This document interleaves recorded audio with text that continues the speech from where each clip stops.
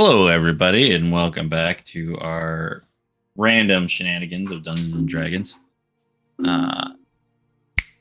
As with always, preparing for next week's session, our resident dice roller, if you would be so kind as to roll that d4.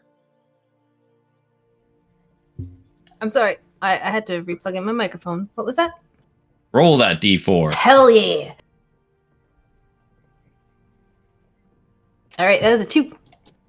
Next week will be Craig. Of course. So, if you'd be so kind, Raina, to give us a recap of last session. Yes. All right. Last week, Craig was trapped in the forest. The session began with the party on either side of the protective chain that encircles the forest. We tested a couple of theories that did not pan out regarding Craig getting outside of the chain, but we then made a deal with Deanne that he would enter our employment, at least on a probationary basis, in the forest to provide us with the extra muscle. We decided to camp out within the chain, but outside the forest for safety reasons, with the intention of waiting until it was daylight under the canopy. Stout and Deanne napped inside the wagon while Compton and Raina slept beneath the wagon. During Compton's rest time, he ventured into his mindscape to have a chat with Trevor about the inhumane conditions of his imprisonment. He found out that Trevor has been in this sort of situation before, but Trevor was unwilling to give up any further information without being allowed to take over again. Compton denied this and built Trevor a nice fireplace with a lounge chair and decorated the ceiling with stars. In exchange for this kindness, Trevor promised Compton that he would not try to seize control of the body for a little while longer. Meanwhile, Craig rested within the forest and discovered that he now does some sort of out-of-body projection version of an elf trance for sleeping. He rested for 4 hours until daylight was just breaching the horizon, then returned to the camp to find that only about an hour had passed in the afternoon outside of the woods. He waited for a few more hours until Raina woke up, and then the rest of the party was roused after what was a short rest for them, and we left the horses secured outside the woods with the wagon and headed back in. Unsurprisingly, because of the way our luck works, when we got back into the forest, it was getting to be nighttime again, so that plan was botched. We found the tree that Craig's seashell note referred to, and then left the path to head into uncharted woods territory. Thankfully, Compton lit Stout's lantern, which seemed to fend off some scary shadows that Craig and Raina saw fleeing. After a while, we found a mossy clearing filled with what appeared to be small red-capped mushrooms, and Craig called out to them and asked for Fibbit by name, and the other redcaps gave him up immediately. And he tried to flee, but Craig caught him and made a deal with him that he would give Fibbit his incriminating seashell if the redcap would lead us to Madame Martell. He was very jumpy, but managed to lead us well enough past some sapphire lilies and into a field filled with them. We didn't make it very far into the field before, roll for initiative, these murder flowers were coming to fight us. One of the vines tried to drag Raina away, but it was swiftly dispatched, and the rest of the vines and big mad mama vine got some good bites in on us, specifically Compton and his fire hands, but we left the field in an ashen ruin. We started on our way again, and a couple hours later we found ourselves surrounded by a fog so thick that we couldn't even see our own hands. This caused Compton to see a vision of his 2 kids in the mists, getting dragged away into danger. We resume our journey as Compton reacts to this.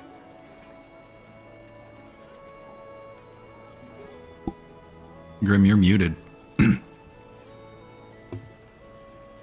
Very good. And with that, we'll start right back where we left off as Compton. You see, as Macy reaches out towards you and Alice, just off the path of the woods, and you see this large, shadowy creature just snatch them, pull them out of sight. he immediately takes off. He doesn't even say anything. I guess he would. He would actually call out to them. Be like, "What? No!" And then just start like going towards them. All right. Because we're holding hands. Yes. Thank God. Thank God, y'all. Compton, where are you going? And follow as close as I could. Try to, like, I'll death grip your hand, try to hang on wherever your dragon is. Okay, so you don't try to pull me back. You just stay with me? Yeah, because we decided if we were going to go off the woods, we should go together. No. Right. Okay, so there's no resistance. You're just with me. Got it. Okay. So well, I also feel like you left so fast that if I tried to pull you back, you just tear out of the grip. It's easy because of physics. Right. So, Right. Okay. So I think he's just going to begin hastily making his way towards where he saw, not necessarily where the vision was itself, but because if I remember correctly, they were dragged off into the woods. So I'm going to head in the direction they were taken. Right. And I think, he's frantic. And probably saying, you didn't see, it's got my kids. Macy. What? And then just he's searching, but like moving with purpose. And your kids can't be here. I mean, does that work?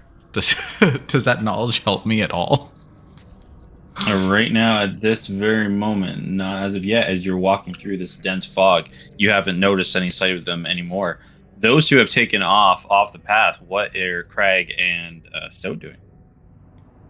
If I hear Compton call out and then start leaving, I'm walking in the direction of the footsteps. Where's everyone going? I can't see anything. Just follow the sound of my voice. Stoke goes. Dean, come on. I know what's going on, but like I can't be going off into the forest. Hey, Fibbit, just stay put. Fibbit is on your hand. Like, as you're walking, he's holding your hand and going with you. Oh, he's like, oh shit. Sorry, I forgot you were there. Stay behind me. As you yell out for Deanne, you don't hear anything. Deanne? Okay. Are you all chasing after? What are you looking for, Deanne? Or are you following with Compton and the rest? I'm following Compton because the Deanne thing, furthest thing from his mind. He instructed people to follow, so he assumes Deanne is following. Stoke's probably behind you, and she's... Is the little guy with you? The little one? Yeah, no, he's with me. I forgot he was there. I couldn't see him. Can he see anything? It's a good question. Hey, Fibbit, can you see? And he's like dragging him along. No, I can't see anything. Okay, yeah, no, you just... yeah, no, this will be fine. You just... Hey, Raina? Would I be able to hear him from... Depending on how fast you guys are going. Because if everybody's going in that direction, you're going that direction. I mean, I would assume like Yeah. Here's the thing. Compton is very much intent on going the direction he's going. He can't see, right? Like it is fog. So I'm going to be able to move as fast as I can in a normal round. So what is that, like 30 feet? 30 feet. Yeah, The so half it's like movement's only 15 because the fog is so dense. then yeah. So I mean, in that we're 15 feet, 6 seconds, roughly. Yeah. Yep. Yeah. So you guys will be able to hear each other. It's just the other two, you are just walking through a dense fog, not able to see each other. Compton thinks he saw his kids, and we're going to get them. Compton, are you sure you saw them? No, I know what I saw. How could you not see it? I didn't see anything. I can't see anything. I can't even see you. I just feel your hand. Macy! Nothing's coming back. There's no sound, no nothing. Roll me DC wisdom saving throw again. Yay, y'all. He's so good at this. Hey, actually, 14. 14. So as you're like looking into the fog and you see the outline of where you saw your two daughters, Macy and Alice. And at first it looks like they are like reaching out, trying to mouth things, but you realize even though it looks like they're saying words, there is no audio. And then you notice that the fog is just like their images are hazy all around them. And you start to hear, especially with Raina by your side, you start to hear like little wings flapping all around you. No. And with that, Oh, I fuck. need everybody. God damn it. We can't even see Oh, these Lord. motherfuckers. Oh, fuck, y'all. We don't. Look. What is it? Out of the frying pan into the fire? That's how it go? Oh, cool. Deanne's not on the map. Boss, are we supposed to be rolling for initiative? I doubt it. The robot does it now. Aw, shit. Oh. Stillwater's invading the fucking game. I heard it be. The robot does it. I mean, the robot do be I doing welcome it. our robot overlords personally. I mean, right. You got to be nice to the ATM, y'all. Every time I've tried to roll initiative in this game, Oh. I fuck it up somehow. As you're all sitting there looking around, you notice that the fog envelops where your two daughters were, and now you're just sitting in a very dense fog, completely enveloping the area. And you hear little like battering wings all around you. The other ones, Craig and Stowe, as you're walking up from behind, the fog almost seems to be surrounding Raina and Compton. Where you are, it's less thick, but where they are, you see them walking. This patch of very dense fog seems to be following in their footsteps. I think that So Compton, reactionary. Yep. I would just be trying to gust the fog away, even though I know it's not going to do anything. all right. Compton. Okay, so at this point, I fully recognize that what I thought I saw, I didn't see, and there's danger afoot. Mhm. I'm going to. Does this fog? Is it more like smoke or is it like moisture? Is it? It's a wet? dense moisture. Okay. Yeah. If that is the case, then I think what I'm going to do is my hand will tighten up around Raina's hand, like the grip just tightens, and effectively I'm not going to move, but I'm going to like brace myself and cast Mage Armor. All right. And I can't hold a move action, right? Like if Raina moves, can I move with her? You can hold that. Could be your held Okay. action. That's fine. Yeah. So effectively, I'm gonna drop Major Armor on myself, and if Raina moves, I'm already holding her hand. I'm just gonna go wherever she goes. No problem. Cool. Raina.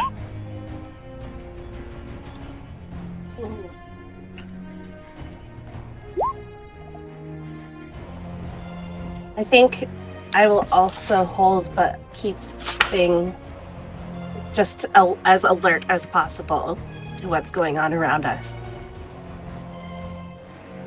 All right. Craig.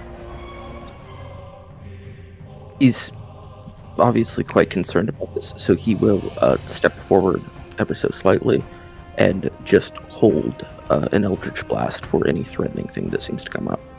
Okay. Stop. Stoat is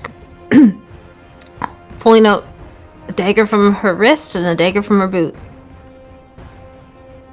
And is just Alright. waiting for something to show up, holding her action to attack.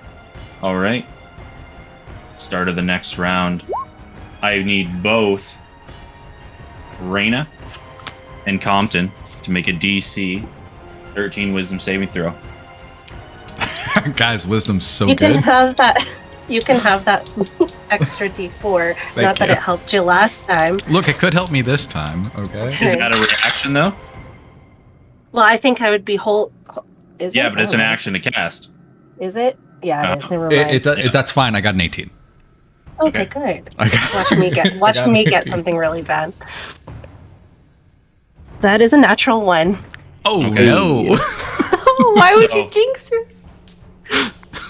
As you're both sitting there in this very dense fog, barely able to see in front of you, the fog starts to dissipate out, and you, for a split second, these images start to pop up. And Raina, you see coming out of the fog this shadowy creature, and right in front of your face, you see your grandmother goes, "Come back to me!" and grabs at your throat and claws the way they skin. And the other two, as you're sitting out of the fog, you see this dense fog, almost entity, is hovering over where Reyna and Compton are, now becoming a visible image. So let me see. 48. So Reyna's going to take full damage, and you are going to take half damage, Compton. So 9 points of psychic damage, 5 to Compton. Hey y'all. We appreciate how fucking low that damage was. We need to really leave. should be very pleased at 4 nat 1s on some 40 or 3 nat 1s on 48. So Okay. we get our attacks now, yeah? Yep, you held your action, so you see this shadowy fog entity appear. Take your attacks. Stowe's throwing a dagger. Yep. Get a 16, 24, those hit. Both of them hit.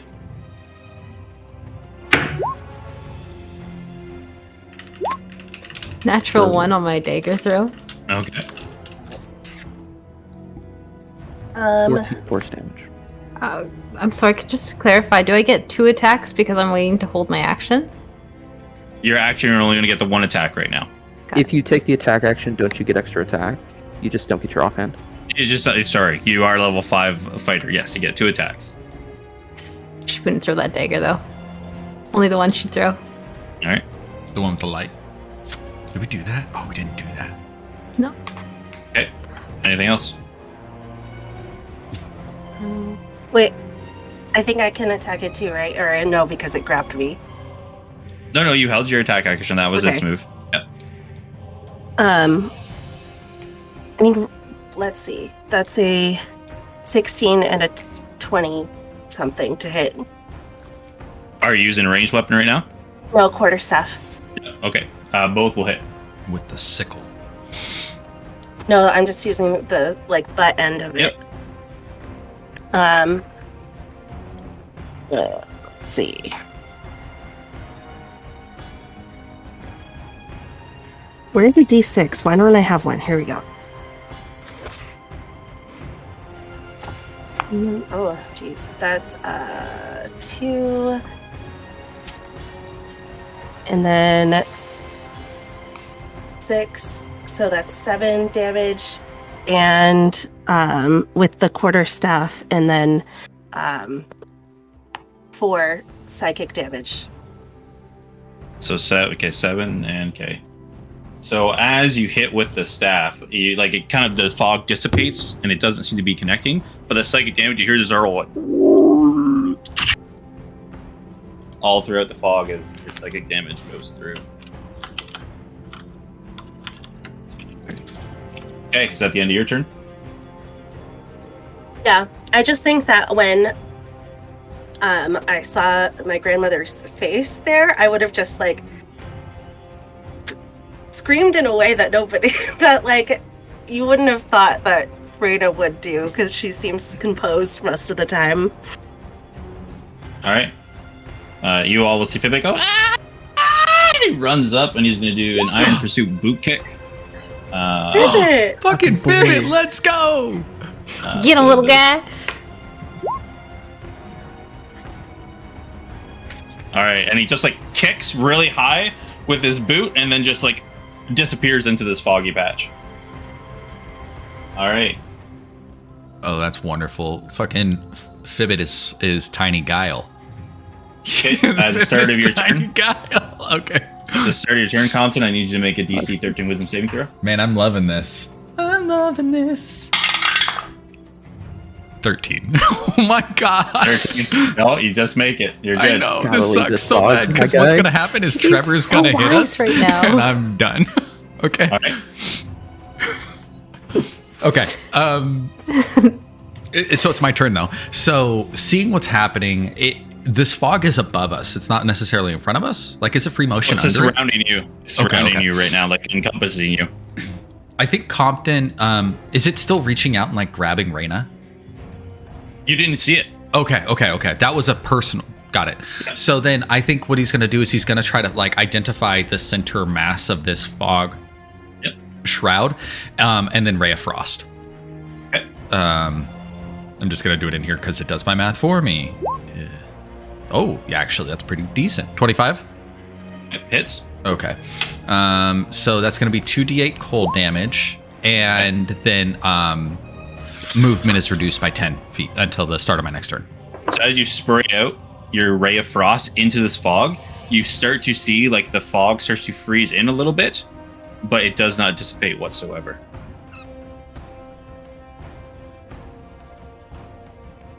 Your ray of frost seems to be traveling through the fog with no effect. That's delightful, Grim. I love it.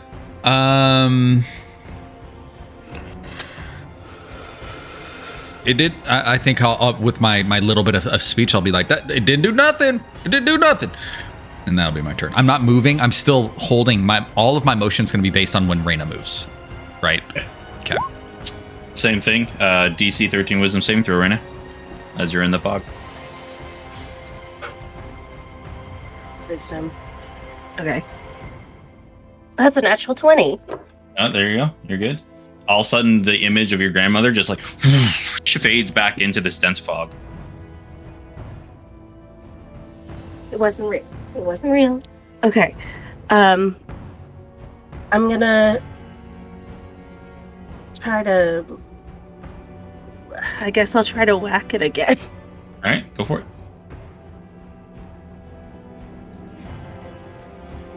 Nope. That's a 9 and an 8. Okay. Definitely doesn't hit. And I'm gonna move. Just stumble backwards a little bit. All right. So as you move just slightly back, like the choking, almost stifling fog, like filling your senses, it's a little more dissipated here. Though there is still a fog surrounding this area, you don't feel lost in the moment. Like you can now see your hand and a little bit off, and you can even see Craig beside you now. Compton come over too. He was holding his move. That was last turn that he was doing that. I did it both, right? That's what you said. Okay. End of your turn? Yep. All right. Craig. Now that these two are free of imminent danger, Crag is just gonna like squeeze between them. Excuse me, y'all just I don't know, should probably get out the way, I guess. He's going to get up here because he already has his maul out, because he's had it out since the lilies. I don't have to summon it. I'm going to bonus action Thunderous Smite, as an action Booming Blade. So I'm going to make my regular attack. It's not. I mean, it's hits. Okay. So, oh man, there's so many dice. It's going to be the 2d6 for that. An additional. Oh. Okay, 1d8 thunder from Booming Blade. And then, because it doesn't require an action, I'm going to use my Maul's Storm's So is Wrath it, 1 second. Is it? Okay, never mind. Yeah, continue. to make my Thunderous Smite deal max damage. So that's an additional 12 thunder. Okay, so a total of 30, 37, right? Yeah, and then I need for it to make me a DC 14 strength saving throw, or be pushed 10 feet away from me. Okay.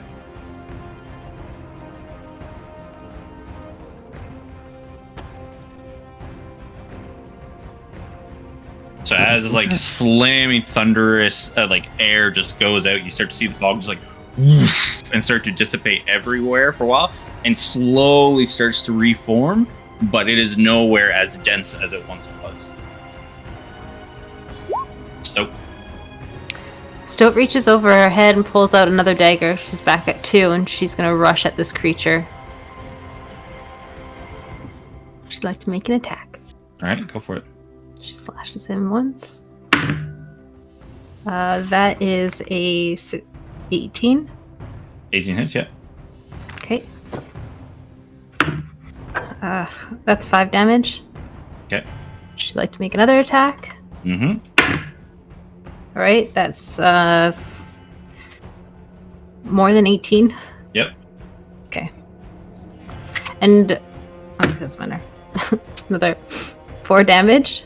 Okay. And then she will bonus action slash again. All right. As you're like waving your dagger through, like you feel like you're connecting with things, but just not like making solid connections. Alrighty, that missed. What was it? 9. Okay. Yeah. All right. No, Start sorry, with- that's not 9. It's 6. Yeah, it's not. It doesn't matter. Let's see if he gets a 5 or 6. Gets a 6. I need everyone, I believe. 10, 15. Actually, only Stoat and Fibbit. Make me a DC 13 Wisdom saving throw. Oh, our boy. 12. No. 12. So Stoat, you see as the fog slowly starts to encroach on you. When it moves, it takes 9 thunder damage. As soon as it moves, it takes 9. Yeah, that's the other component of Booming Blade. Okay. So, as this happens, this is what it looks like. Stoat, you see as all of a sudden these giant blue eyes start to evaporate from the fog, and you feel these 2 ginormous hands just boom smack you from both sides, and you are going to take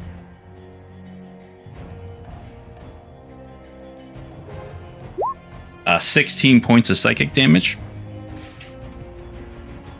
And as this giant, like, thunderous clash slams into you and rattles your brain, you see as it starts to crouch towards you. As it does this, it explodes and dissipates.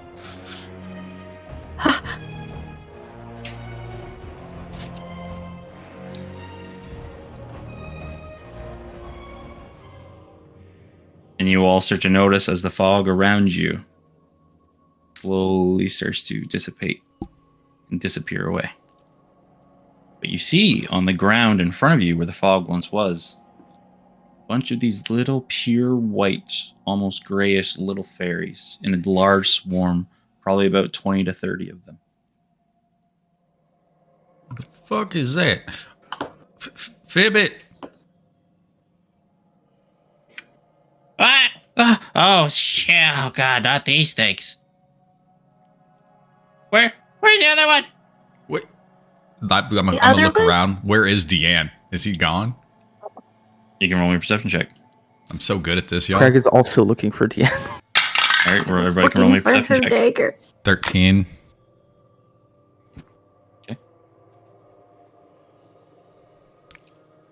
17. Mm. First roll's a 10 on the cracked dice. That's not bad. I mean, hey, look. It's right in the middle. Could be worse. As you both are sitting there, searching around, you hear far off in the distance. I'm gonna Probably. take off towards that. Yeah, I'm following Yeah. Crag. And what is the turn order? Just Stoat's looking for her dagger. Yep. Roll me a perception check.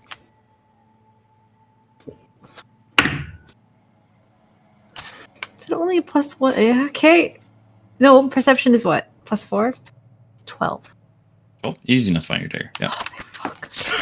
As you pick up and keep running. All right. What's the order as you all running up? I mean, Craig's trying to go first. yeah, Crag would have to be first. Compton's following him.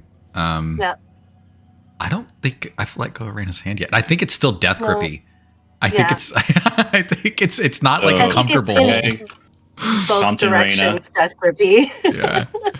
So, and then Fibbit will be running, doing his best to run up after you all.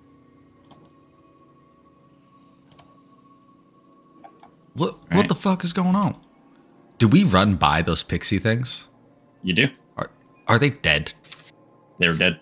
Dead. Okay, cool. Good. You can just stomp on them a little bit to make Just sure run on the way through by. them, right? Yeah. Is stepping on a bunch of dead pixies difficult terrain? No. Definitely A not. little slippery. Just like leg kicks out. Banana peel pixies. Yeah. Mario Kart style.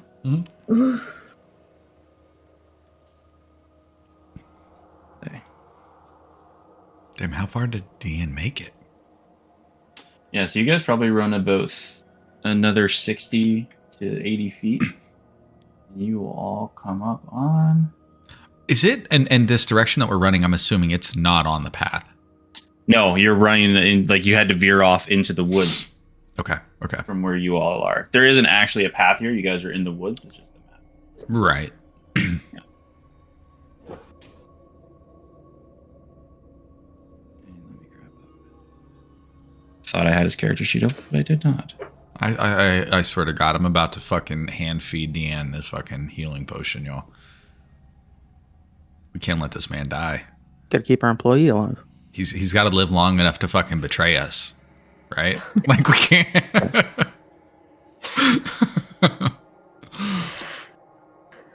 All right.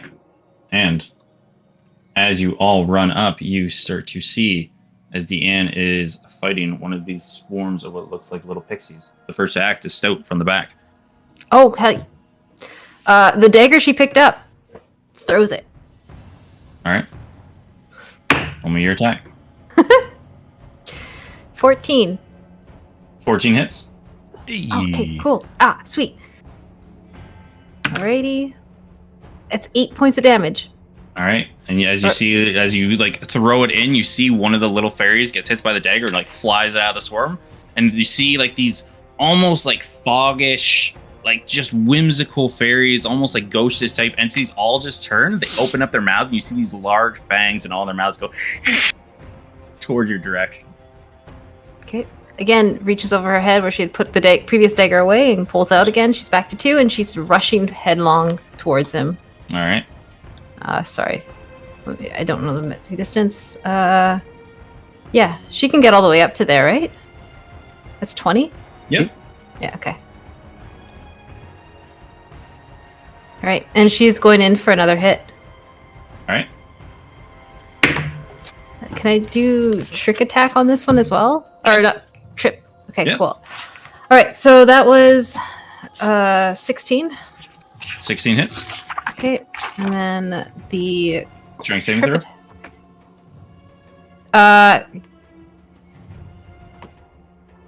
Yes. Yeah. Get a 1, as they're very weak creatures. Oh no. Okay. Well then, they're knocked prone. All right. Whatever it is. And then the attack was 1d4 plus a d8. That was 6, 7, 8 damage. Larry damage. Okay. Once again, as you are dealing with as you're like swinging your weapon going out, it does not seem to be as effective as you're hoping. As you're like swinging through and you're only catching like parts of their limbs and everything like that, Okay. they fall to the ground. But as they're like about to hit the ground, you see them float and levitate. Ooh, okay.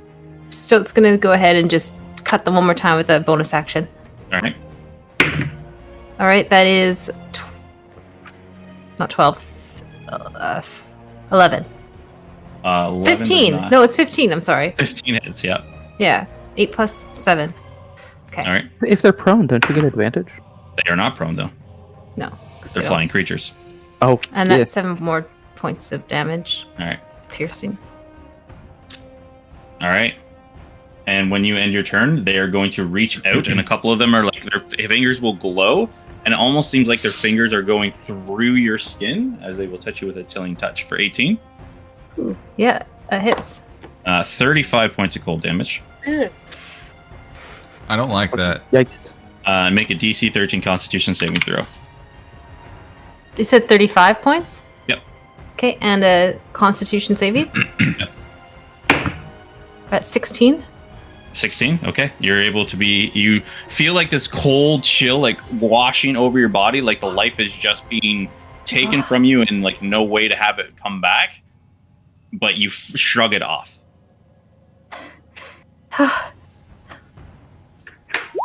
Compton.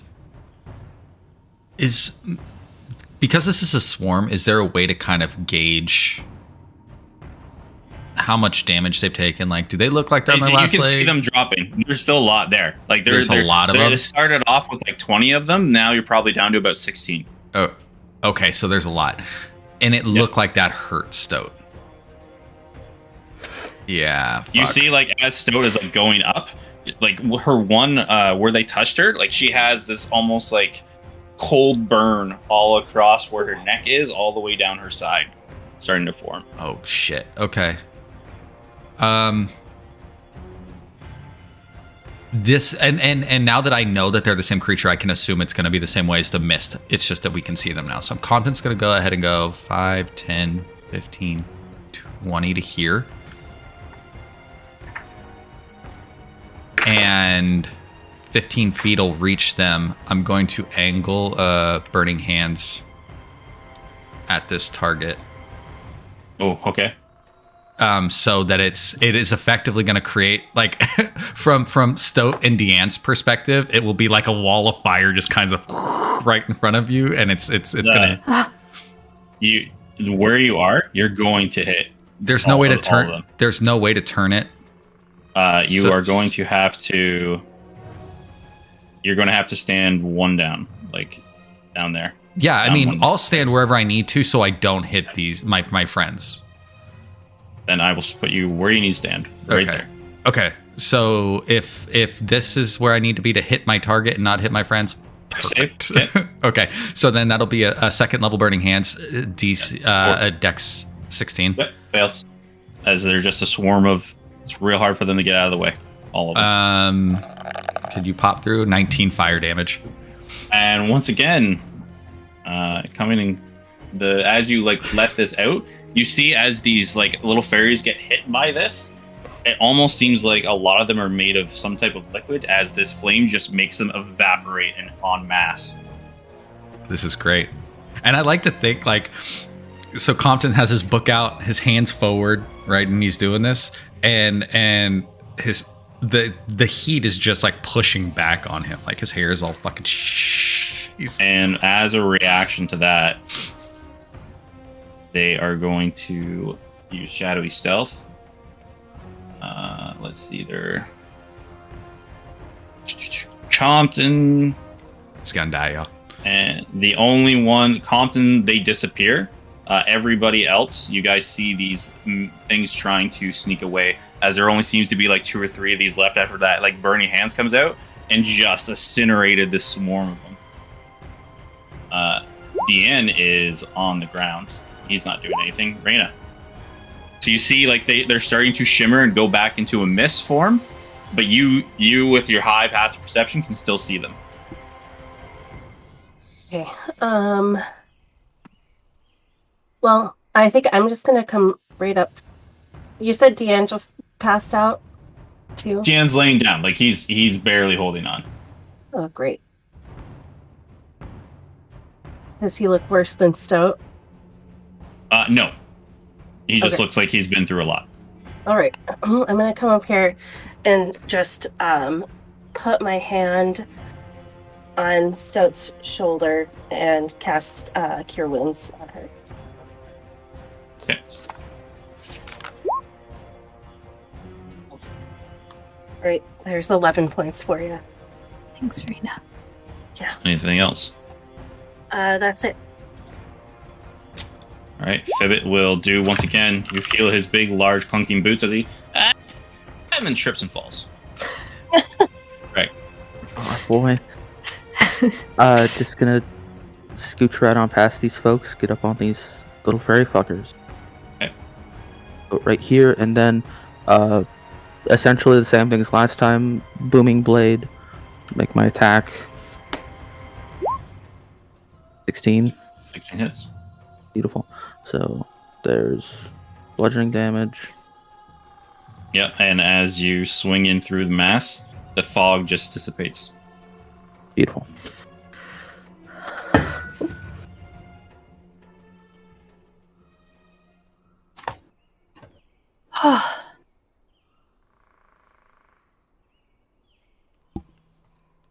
Deanne's on the ground. Deanne is on the ground. He looks up at you all and he's like,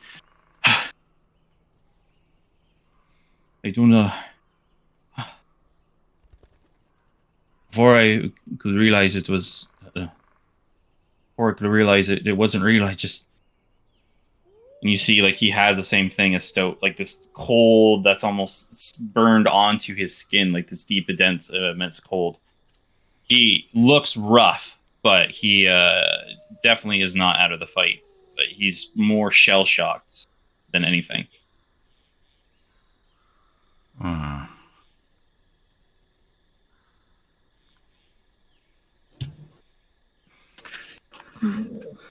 think Compton's gonna walk up to him and like put his hand down to try to help him up. Come on now. Where do you think? Thank you. Real sorry about it. Not really earning my keep, are I? I mean, like it starts rubbing his shoulder.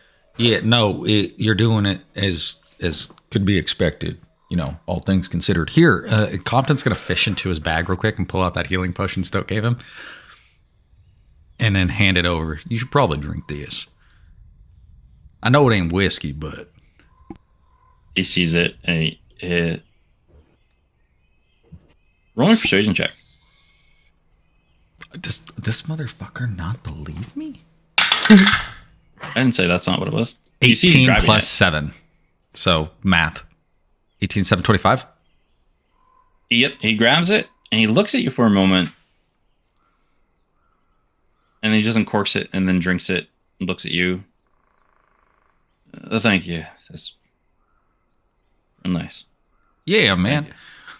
Compton's going to clap him on the shoulder. Be like that, pop, you know, the back. Probably the same side that hurts because he's dumb. Oh, shit. Oh, fuck. I didn't mean. I'm sorry.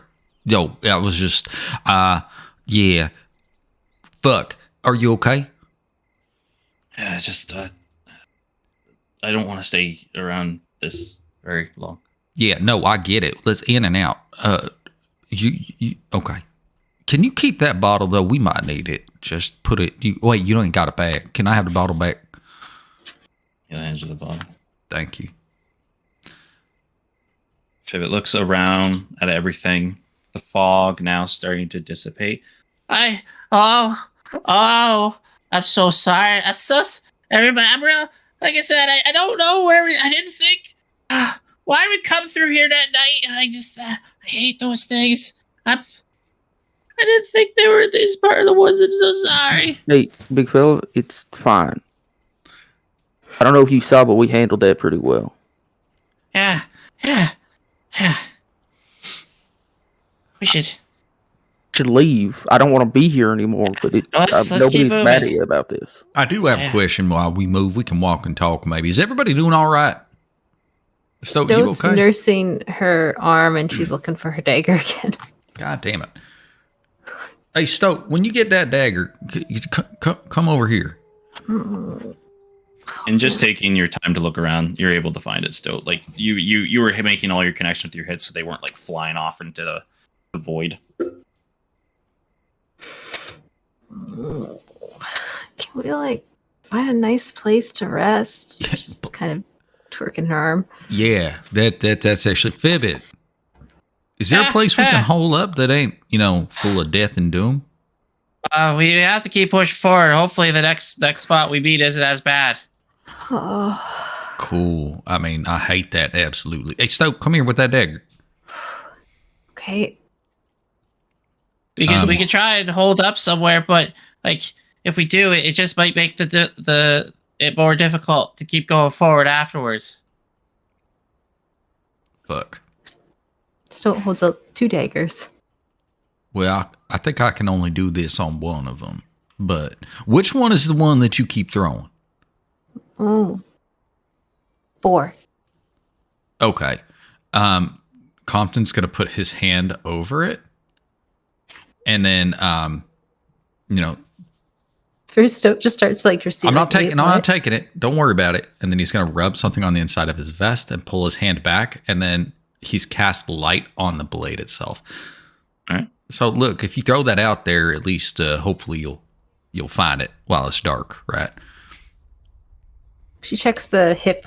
Is her lantern still lit on the hip? Yep. On her hip? Yep. All the light. How long does it stay like that?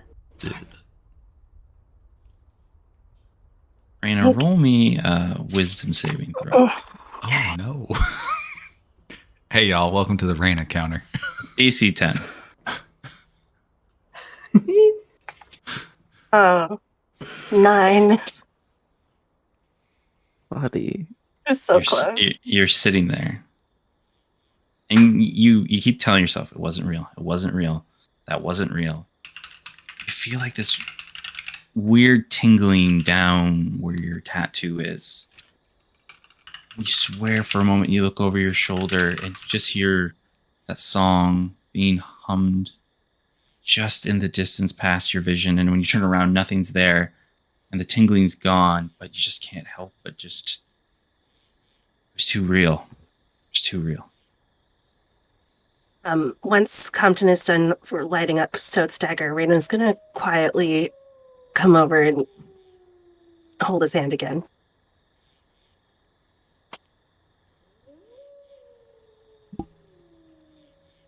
Does it seem like you want to talk about it, or does it seem like you're like, I don't want to talk about what's going on?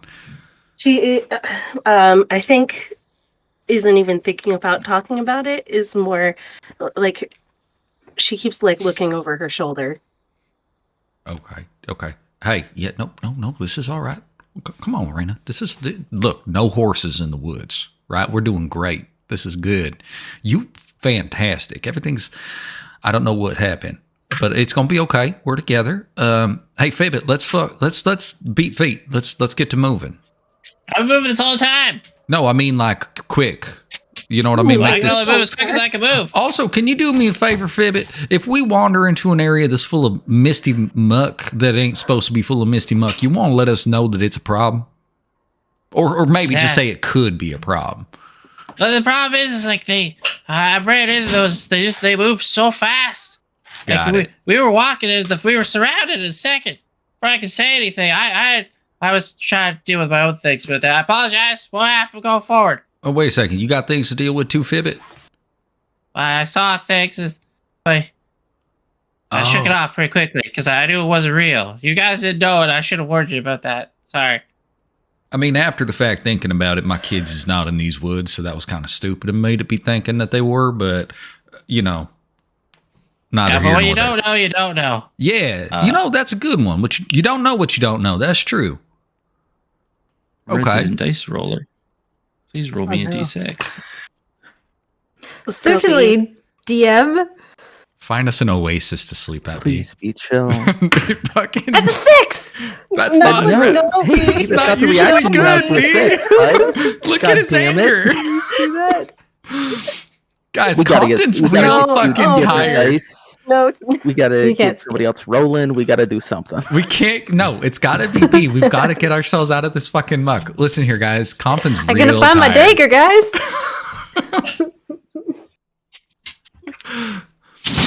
It's fine. This We'll is be fine. great. Not worried about it. You worried about it?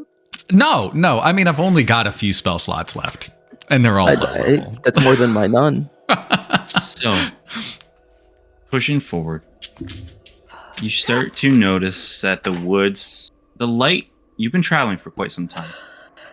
Your first encounter going through the sapphire vines, now through the dense fog of the forest, light starts to show itself above the canopy. Though still very early morning, the darkness that was creeping around every corner has started to dissipate. The relief of being able to see further into the distance starts to wash over you all. But you notice as you keep walking forward, the land masses all around you start to get higher and higher, as if you're all walking into some type of canyon. The grassy, tree-filled area becomes less and less, now more filled with rocky formations.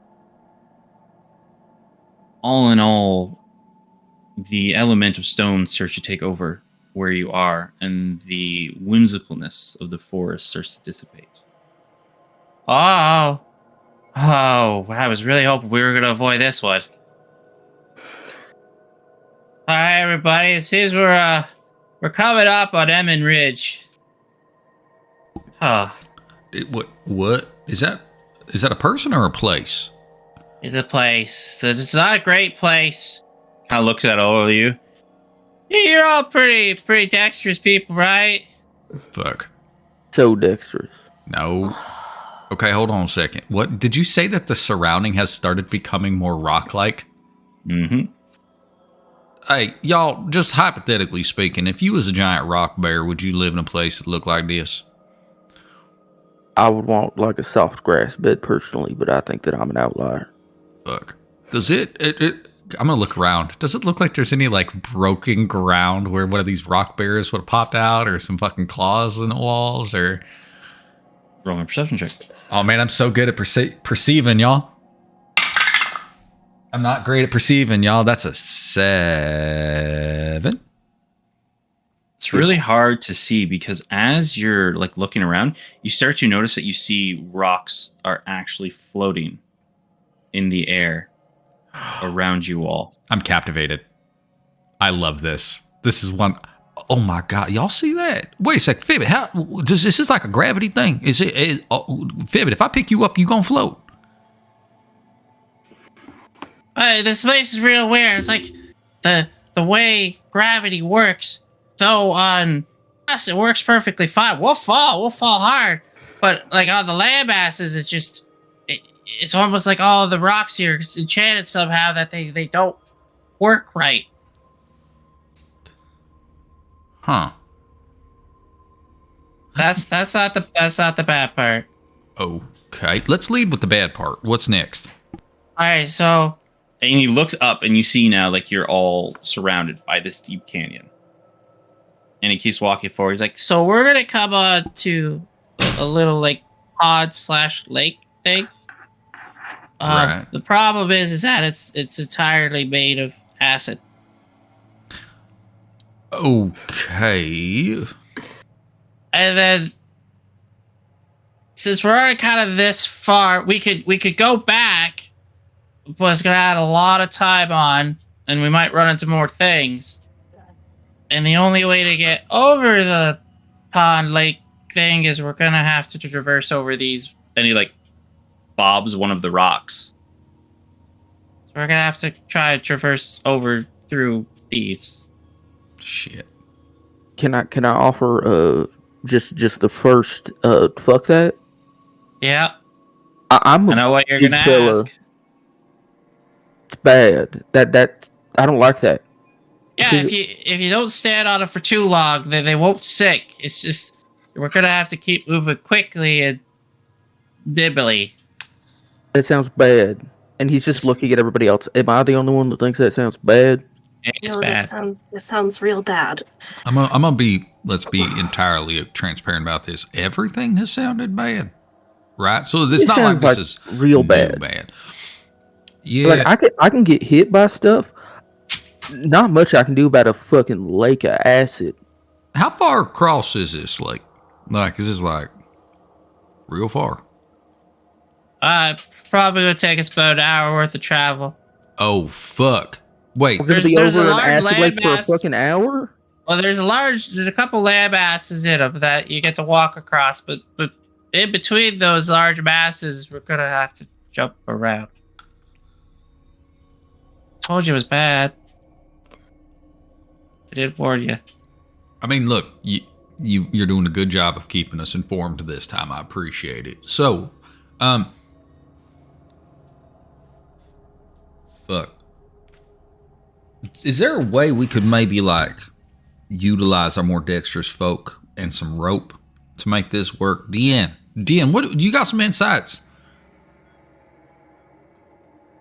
Oh well, I'm pretty nimble and I could go from side to side, but unless I know how these rocks are gonna work, I don't know. Maybe we can find a bigger one we can test to see how they work.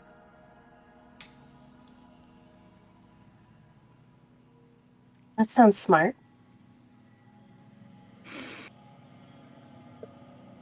Yeah, so sorry. How poisonous is how bad's acid? Is that like really bad? Is that So imagine your skin that covers your body, right? It's great. It's there. It helps protect you. Now imagine if it was gone. And then your muscle tissue and then your bones. okay? Yeah. Oh, can't we just like make one of these floaty rocks go into the lake? Oh yeah. And then it melts. Trust me, I've tried this. And he like takes off one of his large iron boot, and he shows you the bottom of his foot, and like he's missing 2 toes. Good. I vote we don't go this way. Okay, look. Yeah. Right. I'm a big, unwieldy bitch, more so than usual. I don't like hopping rocks over the fucking acid lake. I guess that might be selfish of me, but I'm glad other people feel the same. No, I get it. So it's going to take us an hour to get across this acid lake if we was go this way. How long is it going to take us to go around? We're gonna have to go back. We've been already traveling about 2 hours in this canyon. I thought I was gonna split off, and I was hoping we'd go the other way, but once again, it's changed on me. So by the time we go back, I try and find a new path. Probably another 6 hours or so. God. Y'all, I got fucking... Okay, so do people... I keep using the term people. Yeah, y'all are people. Y'all folk avoid this place, though, naturally? Or Yeah. Okay. Oh, we don't like it. Okay, so is it kind of safe to kind of rest up next to the acid pool? I don't see any reason why it's not. Like, it would be weird if like something just terrible formed out here that just attacked you all. Fibbit, like the way that. you say that makes me concerned that something terrible might form out of the fucking acid pit. I don't know. It's like, that's why we usually jump across the rocks quickly, so that if something crazy were to form in this canyon, we wouldn't be trapped out here, just be murdered. I think that is something we should just know going forward, is that if there is anything around this spooky fucking acid lake, it's gonna be a mean son bitch. Yes. Right, because it clearly Lives in the survived acid the lake, fucking yeah. acid, right? Okay, so I'm gonna let y'all know because this is important. I'm starting to get real fucking tired. I'm burning through all of my energies. I don't know if you've been seeing the big fire, but we 6 more hours, sure, but then we still got however many after that. We got to get some place to rest at some point. Yeah, I'm gonna suggest maybe not right up against the acid lake. No, for sure, right. But this place, the canyon, I mean, we got one way in, one way out. That's pretty easy to watch. Is it a There ain't box nothing on canyon? top of this canyon, is there, Fibbit? There's what? There ain't nothing on top of this canyon, is there? Because, I can see the tops, and if something jumped down on us, that'd be bad. Yeah, not as far as I know. Like I said, the forest has always changed, so I hope nothing jumps down for the top. I can work with the hope.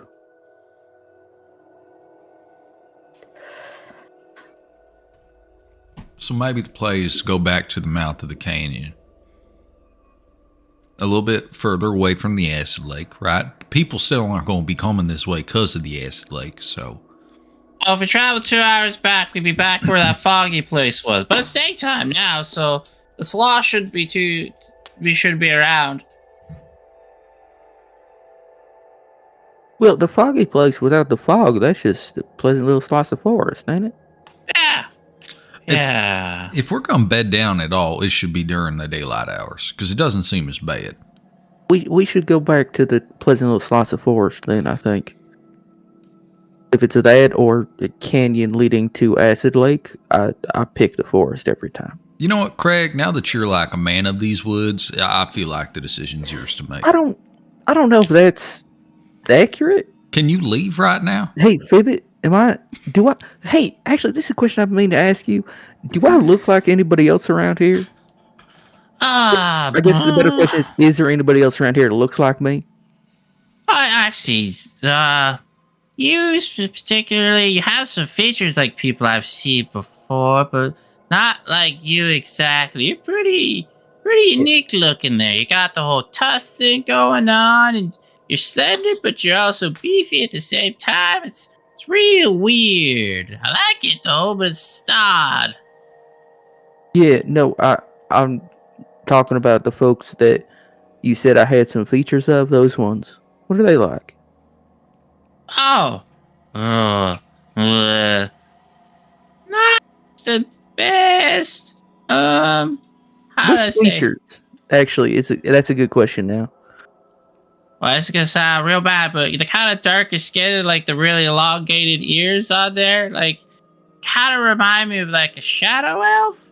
Okay, hey, that's familiar. And he points at Compton. I heard that one before, so that's Uh huh. Yeah. Yeah.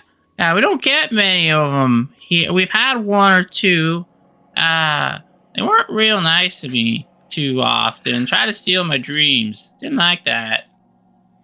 Dream Stealers. Okay, that's cool. I'm gonna ask you a question that you might not be able to answer because it's a vocabulary thing. Uh huh. Do you cotton to their sorts around these parts or no? Do I what? Is there like a if somebody sees me as like, oh, that's a shadow elf, they're gonna be like, fuck you. I don't care. It's just good to know. Well, it's not. No, it's not like we're gonna go out of our way to hate on you. It's just don't try and steal our dreams. Yeah, no, I just have to show that I'm one of the good ones. That's fine. You lead us No, back we to the really- forest. no, You one- shouldn't say it one like really- that. No. Here's the thing. Here's the thing. We all assume everybody here is a jerk until proven otherwise. It's just kind of like this Fey Forest thing. Like, you know, when you It's first my- came in and I wanted the shell, you told me no, but we had to make the deal. It's not because I trusted you. It's I want the goddamn shell. Yeah, no, I get it. It's just if I understand what you're saying, it's like my people come with a certain kind of expectation. That's fine. I'm not honestly. It ain't too new to me. So What do you mean by you people? by my people, I meant the shadow elves. Yeah, You you don't look people- like them very much. You got like one or two of the features, but like no one's gonna jump right to the conclusion. That's good. I don't plan on running around telling anybody that. Anyways, could you just get us back to the forest, please? Yeah, I could do that. Thank you, Fibbit. If we start walking back, we are gonna walk back, right? That was the consensus, y'all. Yeah. Okay. If we start walking back, Compton's gonna kind of like. I'm assuming we're still holding hands. He's gonna do that thing where he kind of, as he's stepping forward, he's gonna step a little bit to the side and bump into you. I'll be like, "Hey, you won't talk about it? You all right?" Tonight, Okay. I saw my grandmother in the fog, and I know that that was not real. I understand that. But after the fog dissipated, I heard her. And my tattoo started doing the tingle thing. Huh.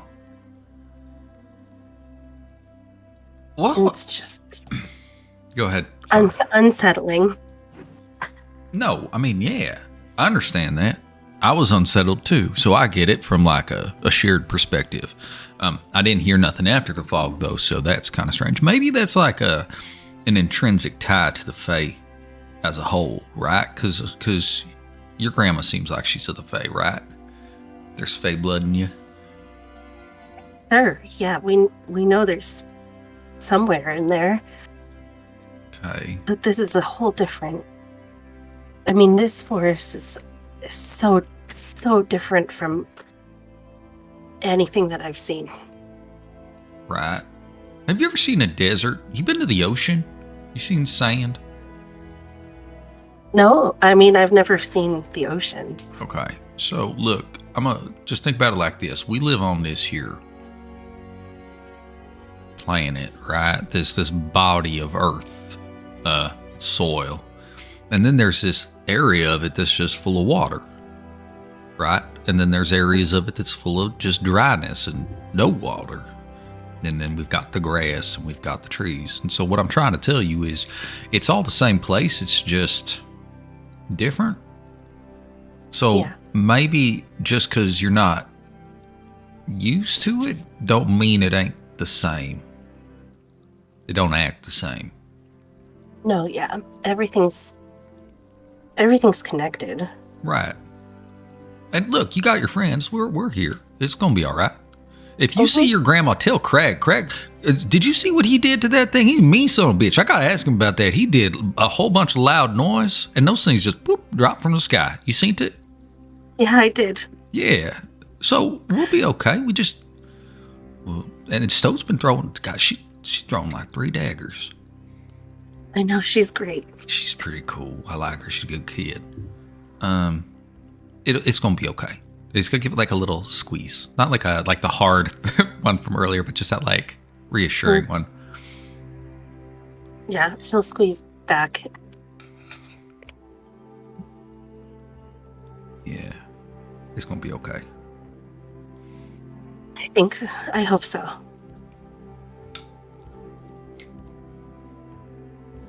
As you two, as everybody was walking back up through the canyon, Craig, with your passive perception being so high, do you turn back at all to the ridge as you're walking out of it? I think he is constantly looking back because he's terrified that something's going to jump down and chase them. So as you're walking through, you swear, as you guys are getting further and further out from where this lake was, you hear this like almost like spider-like legs skittering across the sound of rocks, and you see the gleam of yellow stones just for a moment. You can't tell if that was what you actually saw or didn't see. I because he isn't certain of it, he says nothing. Just like he picks up the pace ever so slightly. Yep. Resident dice roll. I need you to roll me a d6. Let's get a 6, B. Certainly. I'll change the dice out for you guys, okay? Second acid lake. Hold on. Acid We're lake back round at 2. the acid lake. Was it a d6 again? Oh. No, Okay. it's a 4. Okay. That is a 4. Oh, okay. Yeah. All right. So, as you all are walking up this ridge, everybody roll me a perception check. 12. What is my perception again? 22. 14. I always forget this. Okay. 8. Okay. So Craig is the only one that's going to notice, and it does make sense because you're always traveling relatively near Fibbit, right? Yes. So Fibbit is like leading the path, and because you guys told him you just want to go back where you were originally, he never stops to check for anything. He just keeps walking and walking and walking and walking back up to this canyon. But you notice with your 22, as he keeps walking, this isn't where you guys originally came out of the canyon. You swear, you guys have walked in a straight line out of this canyon, but where you've come out is not the same place where you entered once before. As you keep walking through the woods, the trees and plants begin to grow larger. And the more you keep traveling through the woods, they become the greater they become. At one point, you see a flower that is almost as tall as Stoke. Do you guys keep traveling forward? I think once Craig notices this is happening, he's gonna just as they're walking, lean down and tap Fibbit on the head. Yeah. Hey, is this okay, or should we be worried about this? Oh. Well, this isn't where we just were. Oh, I hate this. Oh, this is why I always trust the hat. I didn't follow the hat. Give me a second. He scurries up a tree, looks around. You see his hat points a bit, points the direction. We're back on a path and get towards her. We can keep going. He kind of looks around. I don't see anything dangerous. He's thinking for a moment. Do an intelligence check.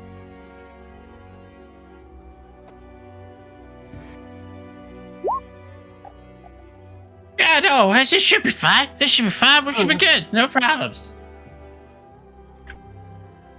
Okay, so we've been walking for like a while altogether, right? We have to be getting up on 8 hours almost, right? The time is really weird here, but it feels like you guys have been traveling like a whole day, at least. Yeah. Okay, so if you think this place is safe, I think that it's this is the closest we're gonna get to somewhere. Okay. He's gonna turn back and look at everybody else. I think this is the closest we're gonna find a safe right now, if we're looking to sleep. All Okay. right. I would like to just look around for like a good semi-enclosed location.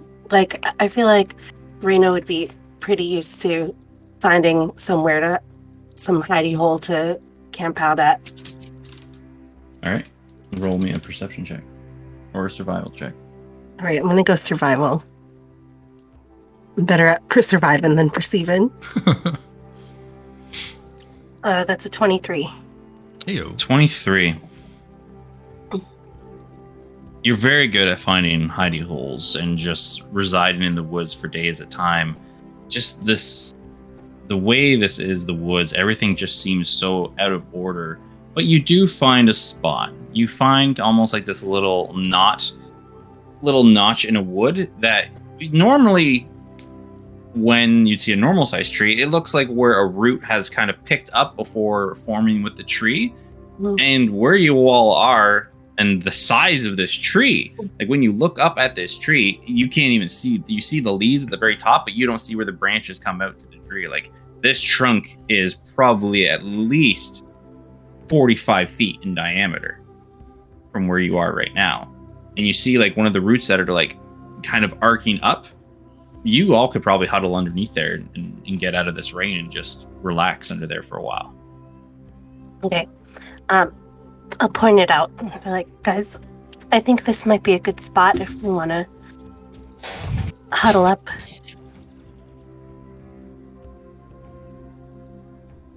I mean, It's like the first one just flopping on the ground. She's gonna pass out. I'm sorry, guys. I'll be right back again. yeah. I mean, I'm gonna listen to Craig. Craig, y'all know what you're doing. I'm not used to being out here in the woods. You know, Craig is the woods. You know the woods. So whatever y'all choose. I do need to. I don't think that's actually the case. I do know the woods. Yeah, why would you So say she do don't know the I. woods? See, and Fibbit, shit. Fibbit, I'm sorry to hear about your toes, man. That's unfortunate. All right. They'll grow back. What? It's miraculous. What? I like on their own. You got to go see somebody. Oh, they'll just grow back. What, do your toes not grow back? Nope. No, you they have do to not. live in fear of losing limbs? Oh my god, it sucks to be you. It kind of does when I see all the cool things that y'all doing here. This is crazy. I gotta ask because it's been driving me nuts. Did we shrink, or did the forest grow? Because I'm concerned. I'm an ant person now. And like you see, as you say that, he kind of gets that fear look in his face, like, huh. Oh, we're in one of two places, and I hope it's not the first. Oh shit! So there is a shrink in place. Fuck. Okay, Oh let's no, get that's this. a good place. Oh, I really hope we grew small. I really hope we grew small. If we grew small, we're good. If we grew big, if everything grew big, we're oh, this is bad. Did I at any point with my 22 receive any indication that we shrunk? Please, God, as tell far me as we you can shrunk. tell, as you were moving, the forest seemed relatively the same. It's just the more you kept moving, things just seemed to be getting bigger and bigger and bigger as you traveled. Great. Sick. cool, y'all. We need to fucking sleep. Okay, so what's the watch order? Because it sounds like we need to be on watch for stuff. I need to sleep. I'm starting to get real tired. My magical essence, my stores, they're getting low. You need to sleep. I I don't need to sleep much. nor do I. And I don't think I can sleep right now. I think between the two of us, we can get it covered. All right. Hey, Deanne. Yeah. Yeah, I need you to sleep, buddy. Like, I know you're probably like, I was going to do it anyways, but please, I implore you, get some rest, because you're not looking hot. I definitely need to at least sit for a while. Yeah. Oh, yeah, I'll do that. Thanks. Yeah. Do we need a fire, Fibbit? Is it a bad idea to have a fire? Yes. Okay, no fire. Good to know. I'm gonna lay down. Y'all, I'm a stout.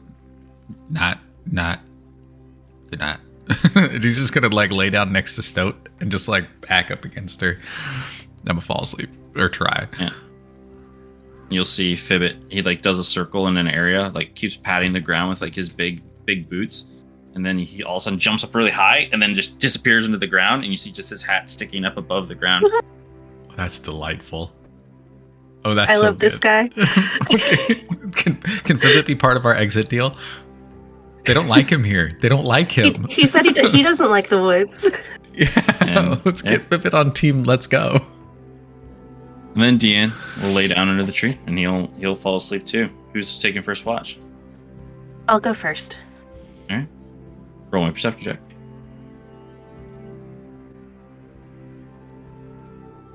21. 21. As you're like looking around and just trying to relax, trying to move past what happened, you're still on edge. And because you hear a little bit of like a rustling in what normally would be a bush, but it looks like a giant dense brush off in the distance, and you hear a doosh, as something jumps through this brush off in the distance, and you see this ginormous rat, bigger than all of you at this point, and he just looks all around, sniffing all around, and then takes off deeper into the woods. Other than that, nothing else seems to be noticing you, but the size of this thing, like, he could probably grabbed you in his mouth and took you off into the woods. Great. Other than that, nothing else seems to happen along your path. What are you thinking about, Raina? Just that I'm still thinking about. I think that the humming song that I heard is still kind of echoing through my head, and I'm just thinking about like trying to take comfort in the fact that my friends are all like right there, and being like, it's fine, you're so far away, you're in a totally different wood, and she has no power here, and it's fine.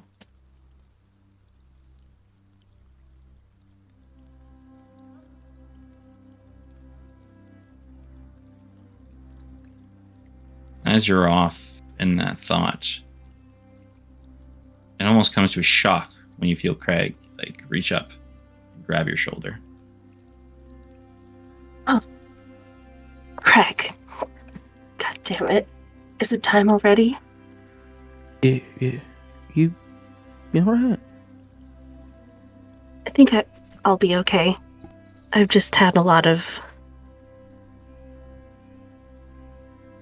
You know, I heard some humming. That was my grandmother after the fog left, and it's just kind of... It's still there in my head. But, oh, there was a giant rat. Okay, big rat. That's actually pretty good for the case of us just being shrunk. Yeah, it was real big, though. So, just, stay sharp. Yeah, of course. It'll be Yeah. fine. All right, We'll I'm get gonna some go. rest. Yeah, thanks. Raina will go to the cuddle puddle. All right. And I think she's going to try her hardest to manifest just like the calmest place that she can think of for her trance.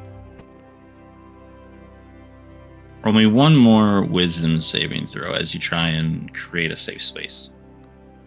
DC 10. 12. It takes you a while.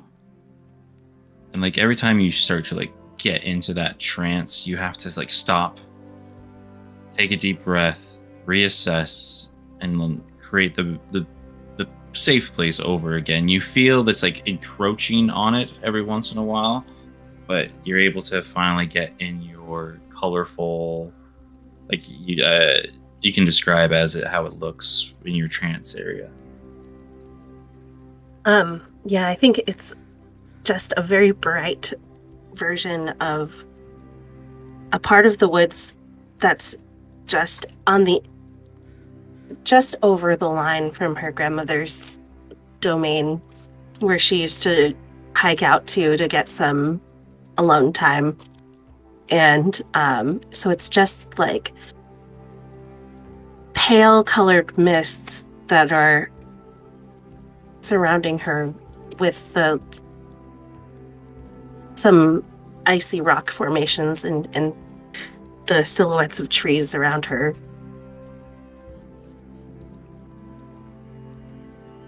And you're able to set into that comfortable space. Craig, for your watch, roll me a perception check.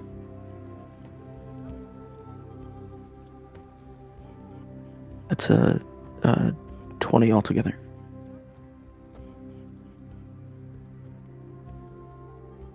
You hear like this of like something just rapidly flapping wings, and you see far off, probably about a good 200 feet away, out in the clearing of more of this forest area, you see a giant ladybug just land down, kind of skitter around a little bit, looks for something, picks up this large piece of pollen and flies off again. But nothing seems to notice or recognize you, because Reyna, using your skills, seems to have found you all a pretty good spot where nothing would be called to attention to you all. Spectacular. And your watch ends with no problem. Everybody gets a long rest. Yay. Thank fucking God, y'all.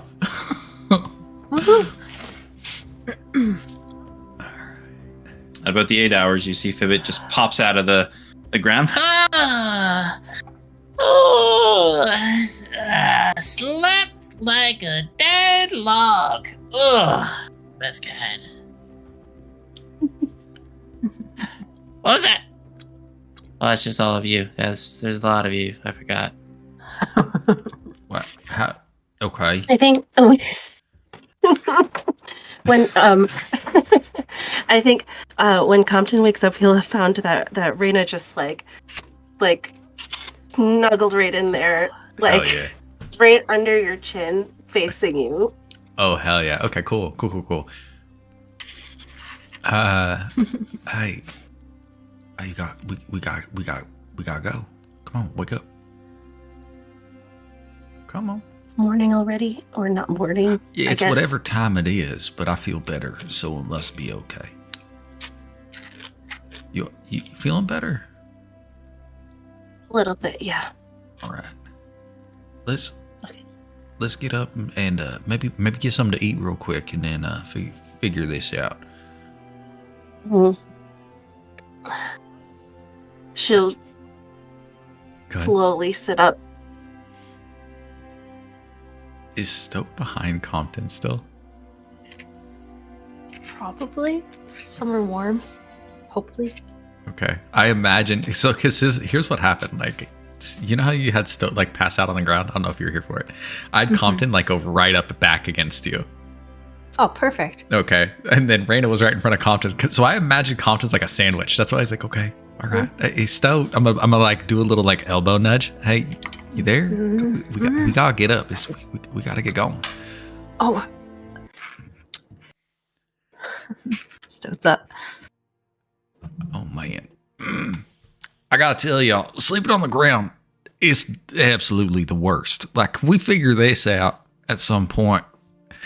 My back, I'm getting old, y'all. It don't work the way it used to. When I was a kid, I could just sleep, with my butt up in the air, head against like the edge of the couch and whatnot. But now, I can't do it. Hey, Dan, how you feeling? You right as rain? You look and you see like the burn mark of the night before, even with you still. Like it's probably going to take a couple of days for the scarring of where like that icy vein went over you. The same with him, and he looks at you, he kind of like does a stretch. He's like, "Yeah, I'm feeling better. Definitely, I feel you go another 2 or 3 rounds, but just still." And he kind of like stretches out where you see that burn mark. I'm gonna need a good bed for at least a day or two to hopefully deal with whatever the hell this is. Yeah, no, I feel it. All right, let's maybe eat something real quick, and then Fibbit, you know which direction we're going. Stands up, kind of like turns, pulls on his hat a little bit. Yeah. Yeah, I know where we're going. All right. I know which way we're going. Yeah, no, that's fine. Right. Wait, Craig, is that fine? Yeah, no, he does know where we're going. So it's fine. I trust him, but he knows what he's doing. I'm gonna pull out like 1 or 2 rations from my bag. Then I'm gonna hand one over to Raina and the other one to Stoke. Come on, we got to eat something. Don't gotta be light. Yeah. You know. Deanne, Thanks. you hungry?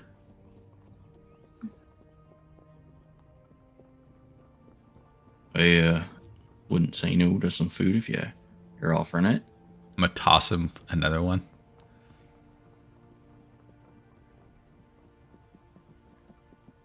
Thank you kindly.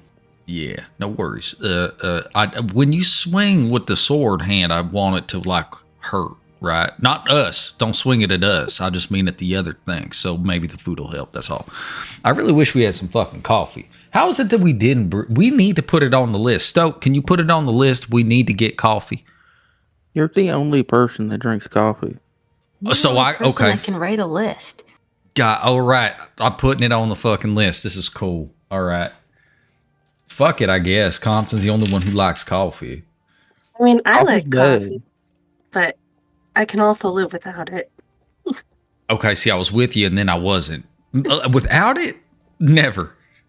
I am, but I don't want to be rude. The only thing is that you slept a lot during the day. It's kind of get afternoon time, and I don't want to be with the slabs again.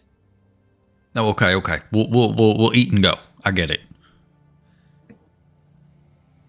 Yeah, I feel like it's worth saying that so far what we've seen and what the forest has to offer tonight kind of ain't shit. So Why would you do that? Why would you do? Why would you just fuck with it like that, Craig? Like, I'm sorry. Did y'all not see the same things that I saw when we were doing the night forest? Was I the only one viewing that experience?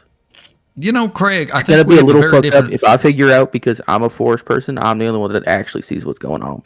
You know, I'm gonna put it out there that sometimes you shouldn't just ask for danger, and I feel like you're asking for danger. You're not as rotund as you used to be, and I don't know if that. Just stop it.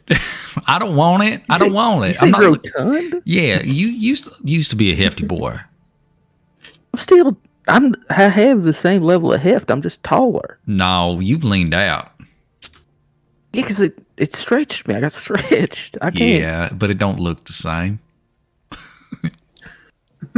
Stiff wind come blow you over just like me now. Great. I steal dreams now, and I'm not as strong as I used to be. And Oh, I didn't say you weren't strong. I'm just saying, you know what I'm saying, Craig. It's all right. fine. I already ate, so I'm waiting on all you. Yeah. No, okay, I'm done. I guess. Yeah, let's go. Delightful. So as you push through the forest, you notice that once again your surroundings seem to get larger and larger. If you're all looking at this map right now, you see this flower right here? Click it Right again. where? Oh, 1 second. I gotta go like this. Okay. You're about as tall as that flower compared to this image. Oh. It's Honey, We Shrunk the Kids. So Just kidding. small. Nobody will get that. No, what are you talking about? Nobody will get that. Fuck you. It's a cultural The touch. fuck? Some people know what that is. Rick Moranis. How dare So, you? so small. Okay. Fuck. Real quick, y'all didn't tell any of the sleeping folks about the giant fucking. Nope. Cool. Oh, that's great. Craig But you has do learned see- to not say things. You do see as you walk, though, you see a whole bunch of these like butterflies and different insects just kind of fluttering around and doing their thing. Like, but when they flap their wings, instead of not hearing anything, you hear like of these ginormous insects up in the sky, just flying all around you. I gotta tell you, like, it's beautiful, but I can't help but think about spiders, right? Oh yeah. Yeah.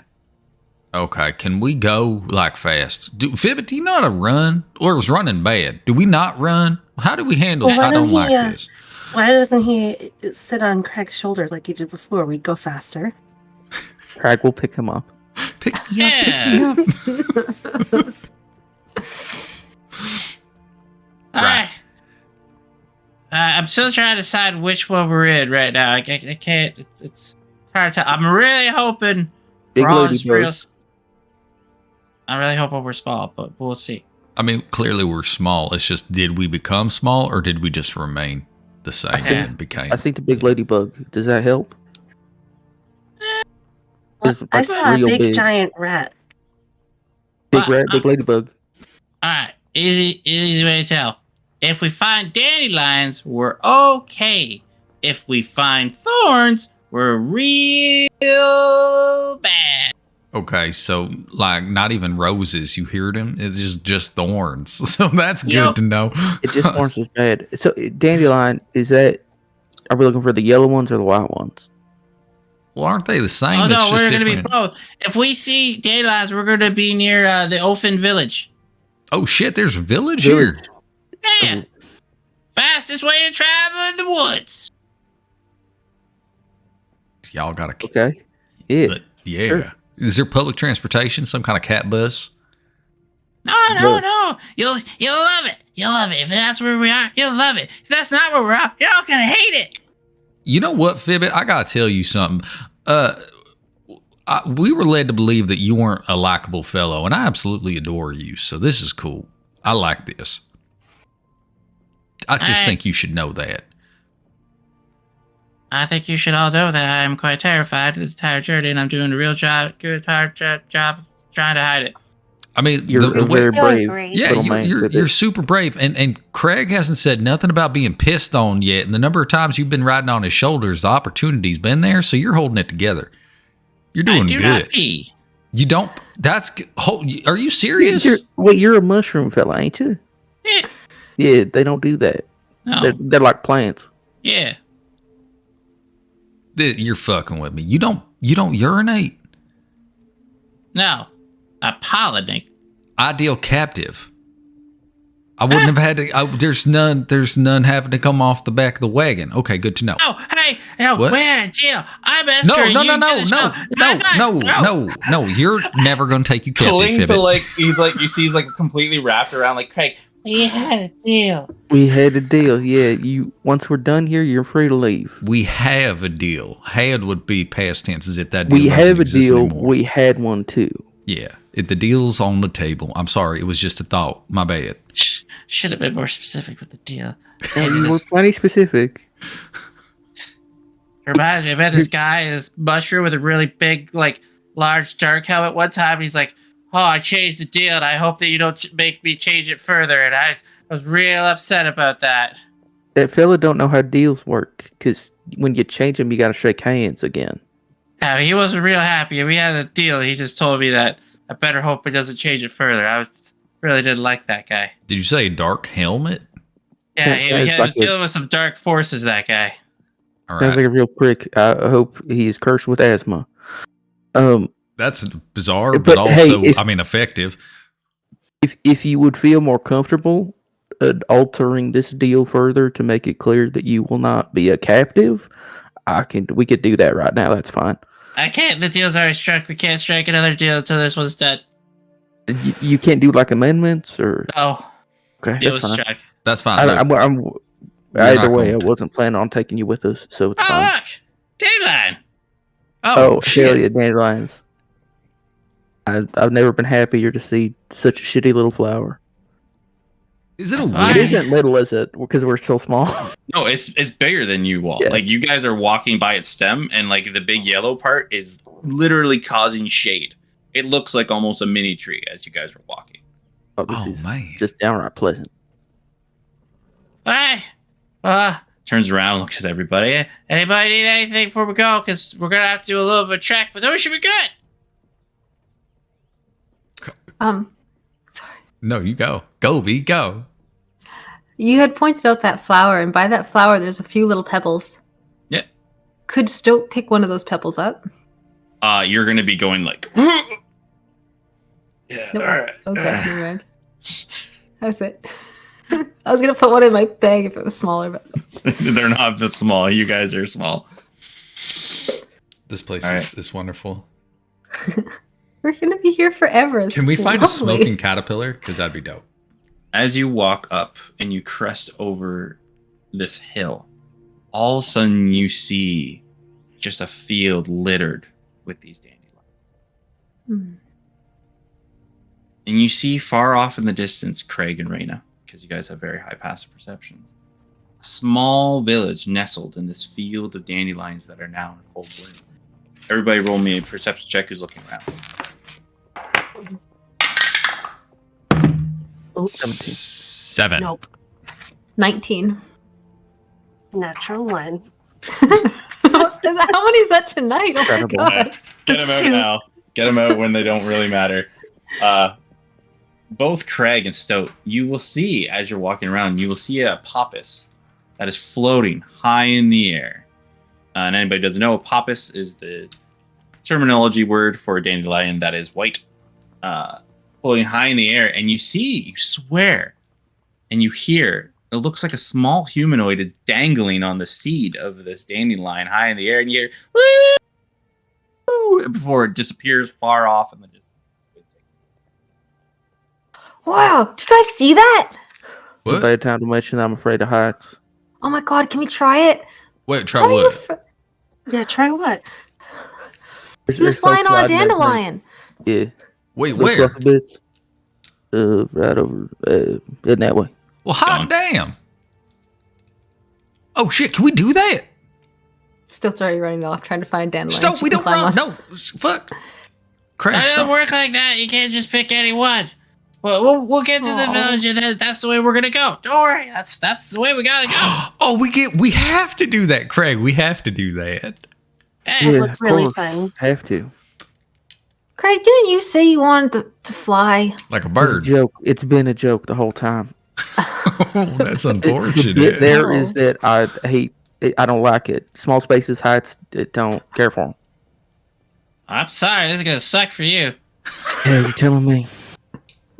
It's But fine. we Let's get have down a to the village. deal. Yeah, I mean, me being afraid of heights don't change that. What's that? Is it agoraphobia? Being scared of heights? No, agoraphobia is afraid of going outside. Arachnophobia. Arachnophobia is spiders. Agoraphobia, arachnophobia, phobia, dysphobia. I got them all. I mean, Fibbit, you should probably talk to a physician about that. I don't know about it. What you're talking about, Craig, I think that's I don't know, actually. It's afraid of Acro. heights? Acrophobia. Acro? Yeah, acrophobia. Got that one too. Like an acrobat? That makes I think sense. so. Acrophobia is a mental health condition in which the individual experiences an intense fear of heights. Got that one. Some can say it's a You're type so of smart. anxiety disorder. Fibbit, I'm not Yeah, gonna I'm lie. Like I didn't have interest in you in this way before, but now I kind of do. Is this a thing you have? Can you, Miss Raina? You see that, right? Yeah. He's glowing. A walk-in little dictionary. Oh shit! So, Because you get down you to guys this, are like, walking stop and thinking talking, about right? this. We're walking and talking. Craig is So as trying you to get- walk quickly. As you guys are walking now through this forest of dandelions, as you've gone down the hill into the sea, you see now all the dandelions above you are what the forest was before. You see a canopy.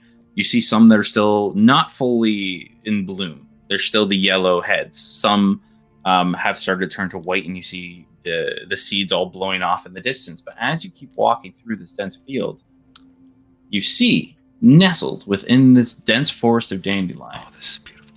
a village It is colorful, and most of the buildings are made of different vegetation and woods. You see a bunch of different people of all different shapes, sizes, colors. Some that are made completely different of plants. Some have different like wingspans on them, and you swear some of them are even like animalistic type creatures. And they are varying in all different kinds. Do we stand out aside from Crag, obviously, who is one of these people? But I'm like the rest of us, are we kind of like You see really that- odd? As you're like looking around, you see that you are getting a lot of looks, especially from the creatures that are more distinguished in the fact that they aren't such humanoid creatures. Like you see these people that are made completely of vines who stop and stare at you for a while, but then they scurry off in the next direction.